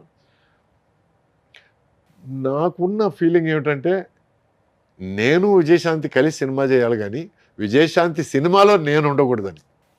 మీకు అర్థమైందా? అర్థమైంది. ఎందుకంటే అప్పటికి తన సినిమాలో హీరోలది చాలా చిన్న పాత్ర అయిపోయింది. ఎక్కడో సాంగ్స్కి మాత్రం, ఎక్కడో లాస్ట్లో రావడం మాత్రం, అటువంటి లేడీ సూపర్ స్టార్ కాదు. నేను అటువంటి పాత్రలు నాకు రుచించలేదు. I didn't want to get into that thing. So I said నన్ను వదిలేయండి. కాబట్టి మళ్ళీ వర్క్ చేసే సందర్భం ఏమో, మళ్ళీ ఈరోజు ఫాదర్స్ గాను మదర్స్ గాను మళ్ళీ కలిసి పని చేస్తాము. Never say never. మళ్ళీ 10 సంవత్సరాల తర్వాత ఎక్కడ హాయ్ చెప్పుకున్నారు మరి? ఊటీలో. ఓకే. ఊటీలో బాలకృష్ణ గారి సినిమా చేస్తుంటాను. సో మా మేకప్ మ్యాన్ కలిసి మాట్లాడుకుంటుంటే నేను తన మేకప్ మ్యాన్ కలవడానికి వచ్చాను. అప్పుడు ఆ టైంలో తను గట్టిగా పిలిచింది. అంటే సురేష్ గారి మేకప్ మ్యాన్తో మాట్లాడుతున్నాను. తను కన్వే చేశాడు. సురేష్ గారు వచ్చారని తను అడిగింది. అప్పుడు నేను తిరిగి చూడడం జరిగింది. ఒకరినొకరు చూసుకోవడం, ఒక చిన్న మినిట్ పాజ్. ఆ తర్వాత తను లేవడం, తర్వాత నేను తన దగ్గరికి నడవడం, హలో హౌ ఆర్ యూ అనడం, I'm fine how are you అనడం, మళ్ళీ మాటలు స్టార్ట్ అయినాయి. ఆ తర్వాత they're calling for the shot bye అనడం, వెళ్ళిపోవడం, అంతే అయిపోయింది. అంతే. సో ఇద్దరు విషయాల్లో చూశాను. ఒకటి చిరంజీవి గారు, రాధిక గారు కూడా మాట్లాడుకోకుండా చాలా హిట్లు కొట్టారు. అంటే అవన్నీ బాల్యం అనుకుందాం. బాల్యంలో ఉన్న పిచ్చిదనం, లేకపోతే మూర్ఖత్వం, లేకపోతే పట్టుదల, లేకపోతే పంతం, అంతే. అసలు అందరూ ఈ క్వశ్చన్ అడగకపోతే నన్ను తిడతారు. 60లో కూడా ఎలా మెయింటైన్ చేస్తున్నారు సార్? 60 కాదు, ఇంకా 60 అవ్వలేదు, 59. సరేలే, ఒక సంవత్సరం అటు ఇటు. ఏంటి డైట్, ఏం ఫుడ్ తీసుకుంటారు, ఏం ఎక్సర్సైజ్ చేస్తారు? సడన్గా ఒక 6 నెలల క్రితం ఒక చిన్న ఫీలింగ్, నేను ఐఎమ్ నాట్ హెల్దీ. ఎక్కడో మెట్లెక్కుతున్నప్పుడు చిన్న భారంగా ఫీల్ అవ్వడం, మోకాళ్ళ నొప్పులు. ఆల్రెడీ మోకాళ్ళు మీద డాన్సులు చేసి మోకాళ్ళ మీద పడిపోయి ఫైట్లు అప్పుడు సో డ్యామేజ్ జరిగింది. భుజం ప్రాబ్లం, ఫైట్ మాస్టర్ కారుని గుద్దమని చెప్పి నేను గుద్ది నమ్మి, అతని మాటలు నమ్మి, ఇవన్నీ ఈరోజు రోపులతోనూ వాటితోనూ గ్రాఫిక్స్తోనూ చేయాల్సిన పనులు ఆ టైంలో మేము మోటుగా చేసేసాం. సో బ్యాక్ బోన్ ఆపరేషన్ అది ఇది అంతా అయింది. సో మెల్లగా అవన్నీ అయినాయి కదా, మనం ఇవన్నీ న్యాచురల్ నార్మల్ ఏమో అనుకొని జీవితం సాగిస్తున్న టైంలో సడన్గా ఎక్కడో చోట ఒక 63-year-old హీరో సినిమా చూడడం జరిగింది. Tom cruise. ఎంత బాగున్నాడు, ఎంత అందంగా ఉన్నాడు, ఈ వయసులో కూడా ఏం బాగున్నాడు అంటే పక్కన మా వైఫ్, వాడికంటే చిన్నోడు నువ్వు అని జ్ఞాపకం చేసింది. అక్కడ నుంచి ఎక్కడో కీడ స్టార్ట్ అయిందండి. ఎక్కడో ఈ తొలి చేయడం అంటారు చూడండి, పురుగు తొలి చేయడం. అక్కడ నుంచి ఆ తర్వాత మళ్ళీ కొన్ని విషయాలు జరిగి I decided that enough is enough, I need to get back. Okay. Get back to life, get back to being healthy, get back to being fit. అప్పటి వరకు నేను 2-3 సార్లు I went into fitness regime, muscles గిజిల్స్ అని పెంచుకున్నాను. మీరు దొంగాట పట్టుకొని చూద్దాం టైంలో చూస్తుంటే ఎలా ఉంటారు మీరు, 6 ప్యాక్ మెయింటైన్ చేసిన హీరో. ఎస్. సో అటువంటి టైంలో అక్కడ నుంచి వచ్చి ఇప్పుడు ఈరోజు నేను I'm not looking for muscles, I'm not looking for show, fitness, healthy. ఈరోజు పరిగెత్తమంటే పరిగెత్తగలగాలి, జంప్ చేయమంటే జంప్ చేయగలగాలి. I need to be fit. అంటే మార్నింగ్ లేచిన వెంటనే I need to feel healthy. ఎందుకంటే 6 నెలల క్రితం సురేష్ లేచిన వెంటనే ఈరోజు నడుము నొప్పి ఉందా లేదా అని టెస్టింగ్ చేసుకోవడాలు, మోకాలు నొప్పి ఉందా లేదా చూసుకోవడాలు, ఇట్లా లేచిన పరిస్థితి నుంచి ఈరోజు నేను చిన్న చెంగుని లేచి okay how do I start the day అని ఆలోచించడాలు మొదలైంది. So for that it is a gradual process. First ఏంటంటే ఒక 3 రోజులు వరుసగా తినలేదు, దాంతో చాలామంది టెన్షన్ పడిపోయారు. I lost close to 6 kilos ఆ 3 రోజుల్లోనే. ఓన్లీ వాటర్ తీసుకున్నాను. ఓన్లీ వాటర్ అండ్ నిమ్మరసం ఎప్పుడైనా మరి ఆరాట. That was wrong, very wrong. ఎవరు చేయకూడదు అట్లాంటివి. And but I needed to something to kick start, ఏదో ఒకటి పంచ్ ఇవ్వాలని అనుకున్నాను, ఇచ్చాను. అప్పటి నుంచి then I started okay researching. This is nutrition, this is food, this is good, this is not good. ఈ ఫుడ్స్ అవాయిడ్ చేయాలి, ఈ ఫుడ్స్ ఫాలో చేయాలి, ఈ ఎక్సర్సైజ్ అవాయిడ్ చేయాలి, ఈ ఎక్సర్సైజ్ ఫాలో చేయాలి, నీకు షోల్డర్ ప్రాబ్లం ఉంటే ఈ ఎక్సర్సైజ్ అవాయిడ్ చేయాలి, బ్యాక్ ప్రాబ్లం ఉంటే ఈ ఎక్సర్సైజ్ అవాయిడ్ చేయాలి. ఇవన్నీ నేను యాజ్ అ సైన్స్ నేను నేర్చుకున్నాను. ఈరోజు ఐఎమ్ ఒక అప్రెంటిస్ న్యూట్రిషనిస్ట్, ఒక అప్రెంటిస్ హెల్త్ కోచ్ అని అనుకోవచ్చు, ఎందుకంటే అంత ఇన్ఫర్మేషన్ ఉంది. వీడియోలు స్టార్ట్ చేద్దాం మరి. Actually not a bad idea, why not. Yes. So okay, coming to the point, అది దాని తర్వాత మాట్లాడుకుందాం. సో ఏంటంటే ప్రతి బాడీ టైప్ ఇస్ డిఫరెంట్ అండి. మీ బాడీ మెటబాలిజం డిఫరెంట్ ఉంటుంది. My body type, there is endomorphic, there is ectomorphic. కొంతమంది లావుగా ఉంటారు బట్ బలం తక్కువ ఉంటుంది, కొంతమంది సన్నగా ఉంటారు బట్ బలశాలు, అండ్ కొంతమంది ఫ్లెక్సిబుల్గా కనపడతారు కానీ దే ఆర్ నాట్ ఫ్లెక్సిబుల్. కొంతమంది లావుగా ఉండి వీడేం చేస్తాడు అన్నప్పుడు వాళ్ళు పల్టీలు కొడతారు. ఇప్పుడు చైనాలో there is an actor called Sammo Hung. అవును. అతను ఈ జాకీ చాన్తో కలిపి బాగా లావుగా ఉంటాడు, పొట్ట గిట్ట ఉంటుంది, బాణ పొట్ట ఉంటుంది. అతను జాకీ చాన్తో కలిపి చాలా సినిమాలు చేశాడు, తను హీరో వాళ్ళు వచ్చాడు. ఈరోజు తను #1 fight master. Okay. Plus at same time Sha Po Lang అనే సినిమాలో విలన్గా కూడా చేశాడు. తను ఈజ్ అమేజింగ్లీ ఫ్లెక్సిబుల్ అండి, అమేజింగ్లీ ఫ్లెక్సిబుల్. సో అతను చూస్తే ఇంత flexibility. So what I'm trying to says, every body type is different. మనకి ఏది కరెక్ట్ అనేది మనం ఆచితూచి దాన్ని ఎంచుకొని ఆ మార్గంలో మనం ఫాలో అయితే హెల్తీగా ఉంటాం. లేకపోతే మనం సడన్గా వాళ్ళు 60 కిలోలు ఎత్తుతున్నారు కదా, మనం కూడా ఇద్దాం 60 కిలోలు అంటే మాత్రం నెక్స్ట్ 1 month మాత్రం పడిపోతారు కింద. So you need to understand the process, understand the science, understand the process and understand the capabilities. Okay. Food ఏం తీసుకుంటారు? Morning I start with green tea అండి. Water, first water, lots of water. Okay. And first 1 hour వరకు నేను I don't take any concentrated food, no carbohydrates, no complex food. Water, తర్వాత green tea, ఆ తర్వాత any fruit. ఇది exercise start చేసే ముందు Apple, orange, anything, and pineapple. These are good foods. అంటే they are not foods that will sit inside. కొన్ని fruits ఉన్నాయి sugar content ఎక్కువ ఉండే, పీచెస్ కానీ, తర్వాత ప్లమ్స్ కానీ, వీటన్నిటిలో షుగర్ కంటెంట్ ఎక్కువ. I would rather avoid those foods. ఆ తర్వాత నేను వర్కౌట్ స్టార్ట్ చేస్తాను. వర్కౌట్ స్టార్ట్ చేసి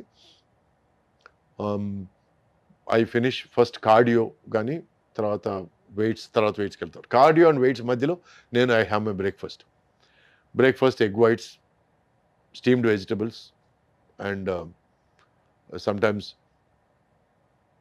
ఎప్పుడన్నా మరీ ఆకలి అయిందంటే I take a piece of grill fish or whatever. ఆ తర్వాత there is a long gap between that and lunch. ఆ గ్యాప్ మధ్యలో ఈ 1 hour గ్యాప్ వదిలేసి I going to, if there is weight training I going to weight training, otherwise I going to calisthenics or stretching or yoga or ab exercises. So every day is full అండి. Every day ఒక్కొక్క చార్ట్లో programme. కూడా six pack తెచ్చారా మళ్ళీ? 6 pack కాదని, flat stomach ఉంది దేవుడి దయ వల్ల. But I'm not looking for 6 pack, ఎందుకంటే 6 pack need to give lot of strenuous exercises which gives more this on your back, more strain on your back, number 1. Number 2, you need to do amazing calorie deficit food. Calorie deficit అంటే మీరు energy spend చేసేదానికి మీరు తినడానికి చాలా తేడా ఉండాలి. మీరు తినడం చాలా తక్కువ ఉండాలి, ఎనర్జీ వదిలేయడం చాలా ఎక్కువ ఉండాలి. Number 3 is water deficit food you need to take. Okay. అంటే మీరు తీసుకునే లిక్విడ్స్ కూడా తక్కువ అయిపోవాలి. ఈరోజు మీరు హీరోలు 6 packs చూశారంటే వాళ్ళు దానికి ముందే ఒక 2-3 weeks ముందు నుంచి ప్రిపరేషన్ స్టార్ట్ అయ్యి ఆ సీన్ కోసం ఆ 6 pack ప్రిపేర్ చేసుకొని ఆ తర్వాత మెల్లగా they start going off that 6 pack. 6 pack is not a permanent process అండి. పర్మనెంట్గా 6 pack కానీ మెయింటైన్ చేస్తే మాత్రం హెల్త్ దొబ్బుద్ది and you will not be responsible for what is going to happen. Cardiac అరెస్ట్లు అంతా అవును, అన్నీ వస్తాయి. 6 pack is not a fashion అండి. It is an exhibition. It is not fashion, it is exhibition. It is for an event. ఒక swim సూట్తో song కానీ, లేకపోతే ఒక ఫైట్ సీక్వెన్స్ కానీ, లేకపోతే ఒక ఎనీ పర్టికులర్ సీక్వెన్స్ కోసం ఆ 6 packs చూపిస్తే ఎస్. మొన్న రితిక్ రోషన్ బాడీ చూసి నేను వా అన్నాను, మా ఫ్రెండ్ కూడా వా అన్నాడు. ఇట్లాగే మెయింటైన్ చేస్తే బాగుంటుంది అన్న. తర్వాత మళ్ళీ ఎక్కడో స్టేట్మెంట్ అన్నాను, I try to maintain my physique after fighter and అని చేతిలో కట్టుతో కనిపించాడు. So some things you should not overstretch అండి. It is not good. Maintain a flat stomach and when సందర్భం వచ్చినప్పుడు దానికోసం 6 packs కోసం ట్రై. ఈ గ్రిల్ చికెన్ తిన్న తర్వాత ఇంకా ఈవినింగ్ ఏం తీసుకుంటారు? ఇంకా అంతే అంతే. లేదు అంటే నాకు ఆ మధ్యాహ్నం లంచ్కి నేను ఐ టేక్ పుల్కాలు కానీ, పుల్కాలతో గ్రిల్ చికెన్ కానీ, గ్రిల్ ఫిష్ కానీ, ఆ తర్వాత తందూరి ప్రాన్స్ కానీ అట్లాంటివి ఏదైనా తీసుకుంటాను. ప్లస్ దాల్, ఒక పెద్ద కప్పు దాల్ తాగేస్తాను. ఓన్లీ పప్పే. పప్పు మాత్రం, అంటే వీలైనంత వరకు రైస్ అవాయిడ్ చేయాలి. అది ఓన్లీ ఫర్ సండే అండి. ఆ సండే రోజు ఏంటంటే ఫ్రైడ్ రైస్ కానీ, బిర్యానీ రైస్ కానీ ఒక కప్పు, దాంతోపాటు ఫ్రై పీస్ బిర్యానీ అంటే ఈ మధ్య బాగా ఇష్టం, మొగలాయి బిర్యానీ అంటే ఇష్టం, దమ్ బిర్యానీ అంటే ఇష్టం. సో అవన్నీ సండే కోసం అట్టి పెట్టాను. మిగతా టైంలో మాత్రం ఐ ట్రై కన్సిస్టెంట్. ఏమిటంటే morning time I eat either breakfast cereals కానీ, ఓట్స్ కానీ, లేకపోతే స్టీమ్డ్ వెజిటబుల్స్ కానీ. And consistent is grill, boiled or steamed, non vegetarian, any types of. వీలైనంత వరకు ఐఎమ్ అవాయిడింగ్ మటన్ అండి. ఓకే. ఎందుకంటే that has a lot chicken fish మంచిది. Chicken fish I'm maintaining. ఎప్పుడైనా ఒకసారి ప్రాన్స్. ఇంకా డిన్నర్ ఏముండదు. డిన్నర్ లేదండి. No fruit, no juice. No, I'm maintaining 16 hour intermittent fasting period. ఎందుకంటే మనకి I needed to lose weight fast. Okay. ఎందుకంటే నేను రైట్ నౌ 87కి వచ్చాను ఈరోజు శుభ సందర్భం. ఎక్కడి నుంచి ఎక్కడికి వచ్చారు? 116 నుంచి 87కి 116 నుంచి 83కి వచ్చారు. 87. నా టార్గెట్ వచ్చి 83. ఆల్మోస్ట్ 35 కేజీలు తగ్గిపోయారు. ఆల్మోస్ట్ అంటే 28, 29 ఆ రేంజ్ లో ఉన్నాను. కానీ మామూలు కష్టం కాదండి. It is not easy. Side effects ఏం అనిపించలేదు మీకు ఈ తగ్గే క్రమంలో? అంటే దీనమ్మ జీవితం ఇవన్నీ అనిపించడాలు. మరి ఎందుకు ఇంకా ఇలా చేస్తాను? రెగ్యులర్ గా మనం కార్బోహైడ్రేట్స్ తీసుకుంటాం కదా, మానేస్తే పిచ్చెక్కినట్టు ఉంటుంది. నిజంగా మెంటల్ వస్తుంది. So the best way to do that is ఓ బాటిల్ మంచినీళ్ళు తీసుకొని గడగడ తాగేయడం. That is number 1. నెంబర్ 2, మంచినీళ్ళలో నిమ్మకాయ పిండి వేసుకొని తాగేయడం గడగడ, గోరువెచ్చని నీటిలో. కొంచెం వీలైతే కొంచెం హనీ. ఇవి కొంచెం ఏమిటంటే మీ గ్రీన్ టీ, లెమన్ అనేది, లెమన్ అండ్ హనీ మిక్స్చర్ గోరువెచ్చని నీటిలో, it is a great appetite quencher అండి. అపిటైట్ని కొంచెం సప్రెస్ చేస్తుంది. ఓకే. ఎందుకంటే ఈ honey coats the stomach and lemon వచ్చి కొంచెం మనకి బాడీలో ఫ్యాట్ని కరిగించే తత్వం ఉంది లెమన్కి. న్యూట్రిషనిస్ట్, డైటీషియన్ అన్నారు కాబట్టి ఏమన్నా నాకు చెప్తారా? నేను తగ్గాలా, పెరగాల? మీరు ఎక్కడ తగ్గాలి, ఏం తగ్గాలి, ఎన్ని కిలోలు తగ్గాలి, దాన్ని బట్టి నేను చెప్తాను. నేను చెప్తున్నాను సార్, అన్నిటికీ సైన్స్ ఉందండి. కదా, అంటే నేను తగ్గితే మంచిదా, లేకపోతే ఇలా ఉంటే మంచిదా? మీరు చెప్తే. అది మిమ్మల్ని బట్టి ఉంటుంది. ఈ మధ్య చాలా మంది నాకు ఇలాగే ఇష్టం చిన్న ఏదో ఒకటి వచ్చింది, అట్లా ఏం ఉండదు. చెప్పేదాన్ని బట్టి ఫాలో అవుతాం అంతే. అంటే మనకి జాపనీస్లో ఒక అందమైన ఒక పదం ఉందండి. ఆ పదం వచ్చి కైజెన్. ఆ ఒక్క పదం యొక్క అర్థం ఏమిటంటే constant and never ending improvement. Okay. ఒక మనిషి జీవితం should be kaizen, constant and never ending improvement. అంటే బుక్స్ బాగా చదువుతారా? బాగా చదువుతానండి. ఎన్ని ఉంటాయి బుక్స్ కలెక్షన్ ఇంట్లో? మద్రాస్ వరకు అయితే కొన్ని వేలు ఉండేటివి, ఇప్పుడు కొన్ని 100 వరకు వచ్చాయి. ఎందుకంటే ఆ షిఫ్టింగ్లో చాలా పుస్తకాలు పోవడాలు, అండ్ ప్లస్ ఒక స్కూల్కి కొన్ని పుస్తకాలు, ఒక ఆల్మోస్ట్ 1500 బుక్స్ డొనేట్ చేశాను ఒక స్కూల్కి. ఎందుకంటే నేను చదవనప్పుడు అట్లీస్ట్ వాళ్ళకన్నా ఉపయోగపడుతుంది కదా. For the school library I gave that. మిగతావి కొంచెం అపురూపంగా అనుకున్నట్టు తీసుకొచ్చి ఇంకా ఉన్నాయి ఇక్కడ. I love books. అండ్ ఈ రోజుకి చదువుతూనే ఉంటాను నేను. షూటింగ్ మధ్యలో కూడా నాకు ఏదైనా గ్యాప్ దొరికితే పిచ్చాపాటి కంటే నాకు కొంచెం పుస్తక పఠనం better. Waiting for third inning. అది 3rd, 4th, 5th చాలా ఇన్నింగ్స్ అయిపోయాయండి. చాలా మంది ఇప్పటికి సురేష్ అయిపోయాడు, ఇంకా సినిమాల్లోకి రాడని ఒకసారి అమెరికాలో సెటిల్ అయిపోయాడని ఒకసారి ఏదో నడువు ఏదో ఇరిగిందంట కదా, దొబ్బింది కదా మొత్తం ఇంకా అని ఒకసారి, ఆ తర్వాత ఒకసారి మద్రాసు నుంచి రాలేదంట కదా అని ఒకసారి హైదరాబాద్లోనే ఉన్నాడా అని. అయ్యా నేను 20 సంవత్సరాలుగా హైదరాబాద్లోనే ఉన్నాను, ఇక్కడే ఉన్నాను, మోకిలాలే ఉన్నాను, హైదరాబాద్ వాసిని నేను.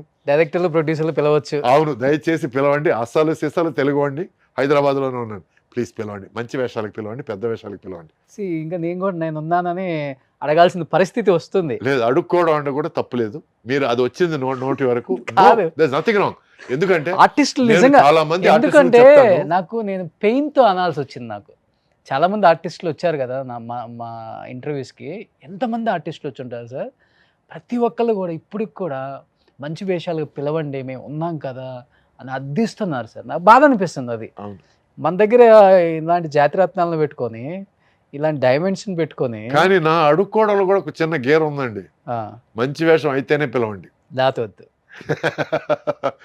ఎందుకంటే సింహం చిక్కిపోయినా కూడా గడ్డి తినదు కదా. ఆ, సో అలా అని నేను అనుకుంటున్నాను నా గురించి. Okay. Anyway the point is నన్ను నేను బెటర్ చేసుకున్నాను. ఎందుకంటే ఒక సందర్భంలో వచ్చే వేషాలు నాకు నచ్చలేదు, నచ్చిన వేషాలు నాకు రావడం లేదు. సో పరిసరాలు తప్ప నా తప్ప అని నేను తర్కించుకుంటే ఒకవేళ నా తప్పేమో, మేబీ ఐఎమ్ నాట్ రెడీ అని నన్ను నేను రెడీ చేసుకోవడం కోసం ఈరోజు ఈ పరిస్థితికి వచ్చాను. ఓకే, ఇన్ని మీరు కిలోలు రెడీ తగ్గాను. అయిపోయారు, మీరు రెడీ అయిపోండి. మేము మీరు రెడీ, ready మీరు అయిపోండి. రెడీయా? ఇది పరిస్థితి. Super great sir. నేను ఇంత బ్రేక్ తీసుకున్నది కూడా మంచి సినిమాల కోసం, మంచి డైరెక్టర్ల కోసం, మంచి ప్రాజెక్టుల కోసం, మంచి వేషాల కోసం వెయిట్ చేస్తున్నాను. అది వచ్చినప్పుడే, ఎందుకంటే ఇంత పడ్డ కష్టానికి ఒక ఫలితం ఉండాలంటే కొంచెం అది ఒక బ్లాస్ట్గా రావాలని చూస్తున్నాను. కొన్ని కథా చర్చలు జరుగుతున్నాయి, కొన్ని చర్చలు జరుగుతున్నాయి, కొన్ని స్క్రిప్ట్ దశలో ఉన్నాయి. అన్ని మంచి విషయాలు జరుగుతాయని కోరుకుంటూ భగవంతుని ప్రార్థిస్తున్నాను. సో డైరెక్టర్స్ అండ్ ప్రొడ్యూసర్స్ మొన్నటిదాకా హీరోయిన్కి హీరోకి ఫాదర్ అనుకునే సురేష్ గారు ఇప్పుడు హీరోకి హీరోయిన్కి అన్న అనుకునే పరిస్థితికి వచ్చారు. విలన్ అనుకున్నా పర్లేదు. ఎస్. సో ఆయన ఒకసారి దొంగాట్లో ఎలా చేశారో ఊహించుకుంటే మనం అలాంటి ఒక క్యారెక్టర్ డిజైన్ చేయొచ్చు అనమాట. ఎనీహౌ సార్, మంచి వాళ్ళకి ఎప్పుడు మంచి జరుగుతుంది. Thank you, and thank you మీలాగా so much. Down to earth ఉండే ఆర్టిస్ట్ని నేను చాలా తక్కువ మందిని చూశాను ఇండస్ట్రీలో. అండ్ మీరు కూడా ఒకళ్ళ దాంట్లో. మీరు ఎప్పుడు ఇలానే ఉండాలి, హ్యాపీగా ఉండాలి, నవ్వుతూ ఉండాలి, నవ్విస్తూ ఉండాలి, అండ్ ఆరోగ్యంగా ఉండాలి. Thank you. నిష్కల్మషంగా ఉండాలి. ఎస్, మీలాగే. And Roshan, thank you so much. It was a lovely interview. Thank you sir. జనరల్గా ఒక్క విషయం నేను చెప్పదలుచుకున్నాను. ఇంటర్వ్యూవర్స్ ఏం చేస్తారంటే మనం ఫుల్గా మాట్లాడే లోపల మనల్ని ఆపేసి మనల్ని వేరే దారి పట్టించారంట. You have given me a lot of time, given me, ఎందుకంటే నా ఎసెన్స్ మాట్లాడడానికి, నా మనసులో భావాలు మాట్లాడడానికి you gave me that much time, that much gap, and you have taken me on a nice journey. So thank you Roshan. మిమ్మల్ని పిలిచేదే మీ గురించి తెలుసుకోవడానికే కదా సార్. ఇప్పుడు అంటే అన్లెస్ ఇక్కడ కూర్చొని నేను క్వశ్చన్స్ అడుగుతాను బాగుంటుంది. ఓకే, మంచి క్వశ్చన్స్ అడిగారు. అసలు ఇంకా మీ గురించి ఎక్కువ తెలుసుకోవాలని ఆడియన్స్ ఎంతమంది వెయిట్ చేస్తూ ఉంటారు. అది వాళ్ళ అభిమానం, నా అదృష్టం అంతే. సో నేను ఎప్పుడు అది ఇస్తాను నా గెస్ట్కి నైస్, వెరీ ఫోన్ చేసుకొని. Very nice. ఎందుకంటే వాళ్ళ దగ్గర నుంచి చాలా విశేషాలు నా షోలో, నా ఇంటర్వ్యూలో చూస్తే ఆ క్రెడిట్ నాకు ఎక్కువ వస్తుంది అని నమ్ముతాను నేను. మా మదర్ మీ ఫ్యాన్ అండి, చాలా Thank ఇంటర్వ్యూ you. చూశారు. అమ్మా, thank you so much thank you. చూశారు. నేను వెళ్ళేటప్పుడు చెప్పాను, నేను ఏమిటి ఎక్కడికి, ఏమిటి అర్జెంట్గా బయలుదేరాలి, ఎక్కడికైనా అడగదు, ఎందుకంటే నాకు కోపం వస్తుంది. ఎక్కడికైనా బయలుదేరుతుంటే ఎక్కడికైనా మాత్రం ఆ మాట మాత్రం రాకూడదు. ఓకే, ఏమిటని అడగచ్చు, ఎందుకంటే మా నాన్న నేర్పించిన విషయం. బయటకు వెళ్ళేటప్పుడు ఎక్కడికైనా అవునవును. మాత్రం అడగకూడదు. ఏమిటి అని అంటే, ఇట్లా నేను సుమన్ టీవీయా, ఇట్లా రోషన్తో ఇంటర్వ్యూ, భలే ఏడిపించాడు అమ్మాయిని అన్నాడు. అమ్మాయిని ఏడిపించాడు? ఏ అమ్మాయిని ఏడిపించాడు? నేను ఇంటర్వ్యూకి వెళ్తున్నాను, ఏమైనా తప్పుగా ఏమైనా బిహేవ్ చేశాడు? ఏమిటమ్మా అని అంటే, అదేరా అమ్మాయి పాపం ఇరవై పలుగా ఏడ్చేసింది, అసలు తన జీవితం గురించి చెప్పేసుకునింది, మోసపోయిందంట, అది ఇది అంటే. సరిగ్గా చెప్పమ్మా అని అంటే, అదేరా జయలలిత తన జీవితం బాగాలేదంట, ఇంటర్వ్యూ ఈ ఇంటర్వ్యూ మాట ముందు చెప్పాల్సింది, ఈ డైలాగ్ ఫస్ట్ రావాల్సింది, తర్వాత ఏడుపు రావాల్సింది. నేనేదో మిస్అండర్స్టాండ్ చేసుకుని ఇంటర్వ్యూనా ఓకే అని చెప్పి సరే మీరు అన్నారు కదా ఒక గెస్ట్ కి ఎక్కువ టైం ఇస్తాను. అవును, ఇస్తాను కాబట్టి వాళ్ళు ఓపెన్ అయ్యి మాట్లాడుకోవాలి. అవును. సో నేను ధైర్యం చెప్పి వచ్చాను, డోంట్ వరీ నేను ఏడవను అని చెప్పి వచ్చాను. సూపర్ సార్, నిజంగా చాలా హ్యాపీగా ఉంది సార్ మిమ్మల్ని ఎలా చూడటం. మీరు అనుకున్నట్లుగానే మంచి క్యారెక్టర్స్ రావాలి, చెయ్యాలి. మీలాంటి వాళ్ళు ఉంటేనే మాకు కూడా చాలా హ్యాపీగా ఉంటుంది స్క్రీన్ మీద మీలాంటి వాళ్ళని చూస్తున్నప్పుడు. అండ్ ఈ జనరేషన్ వాళ్ళు కూడా మిమ్మల్ని మర్చిపోలేదు అంటే బికాజ్ మీరు చేసిన సినిమాలు అలాంటివి కాబట్టి. తెర మీద అటువంటి వేషాలు దొరికారు, డైరెక్టర్లు దొరికారు, అటువంటి మంచి ప్రొడ్యూసర్లు దొరికారు. సో ఈ ఇన్నింగ్స్లో కూడా అటువంటి మంచి వేషాలు, అటువంటి మంచి డైరెక్టర్లు, అటువంటి మంచి కంపెనీలు దొరుకుతాయని ఆశ. మహేష్ బాబు గారికి అన్నగా సరిపోతారు ఏమన్నా చూడండి. మీ ఫాదర్ ఫ్యాన్ నేను. Super sir. మహేష్ బాబు గారి గురించి చెప్పాలంటే ఒక చిన్న విషయం. ప్లీజ్. ఒక చెప్పింది చేస్తాను సినిమా. ఆ సినిమాకి నాకు మా ఫాదర్కి డిస్ట్రిబ్యూటర్కి చిన్న ప్రాబ్లం వచ్చి ఏమైందంటే, సినిమా పూర్తి అవ్వకుండా మేము సినిమా కొనము అనే పరిస్థితి ఏర్పడింది. ఓకే, సినిమా పూర్తి అవ్వాలంటే అందరు డబ్బింగ్ చెప్పారు, కృష్ణ గారు ఇంకా చెప్పలేదు. పద్ధతి ఏమిటంటే లాస్ట్ పేమెంట్ ఇచ్చేసి తర్వాత డబ్బింగ్కి పిలవడం అనేది పద్ధతి జనరల్గా.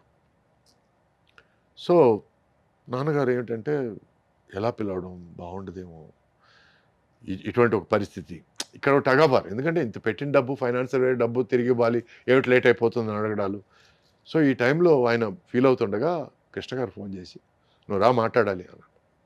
వస్తే ఏంటి డబ్బింగ్ ఇంకా చేయలేదు ఏంటి? లేదు సార్, అందరు డబ్బింగ్ అయిపోయింది సార్. అందరు డబ్బింగ్ అయిపోయి మరి పిలవలేదంటే, కాదండి మీకు డబ్బింగ్, నేను అడిగానా డబ్బింగ్ పెట్టుకొని వస్తాను నేను అని. ఇంటికి వచ్చి మా నాన్నగారు ఆల్మోస్ట్ కళ్ళనీళ్ళ పర్యంతం, ఇటువంటి మంచి మనుషులు కూడా ఉంటారా? ఆయనే చెప్పి, ఆయనే డేట్ ఫిక్స్ చేసి, ఆయనకు తెలిసిన డబ్బింగ్ థియేటర్ ఉంది, ఆ డబ్బింగ్ థియేటర్ ఫోన్ చేసి, నేను వస్తున్నాను డబ్బింగ్కి, ఎల్లుండి రెడీ పెట్టండి అని తనే చెప్పి ప్రోగ్రామ్ అంతా ఫిక్స్ చేసేసి మా ఫాదర్ని పంపించారు. ఇంత మంచి మనుషులు ఉంటారా అని ఆల్మోస్ట్ కళ్ళు నీళ్ళు తిరిగితే, అంత కష్టాలు పడే ఒక సినిమా తీసిన ప్రొడ్యూసరు అంత హ్యాపీగా కళ్ళలో నీళ్ళు తెచ్చుకోవడం నేను ఫస్ట్ టైం చూశాను.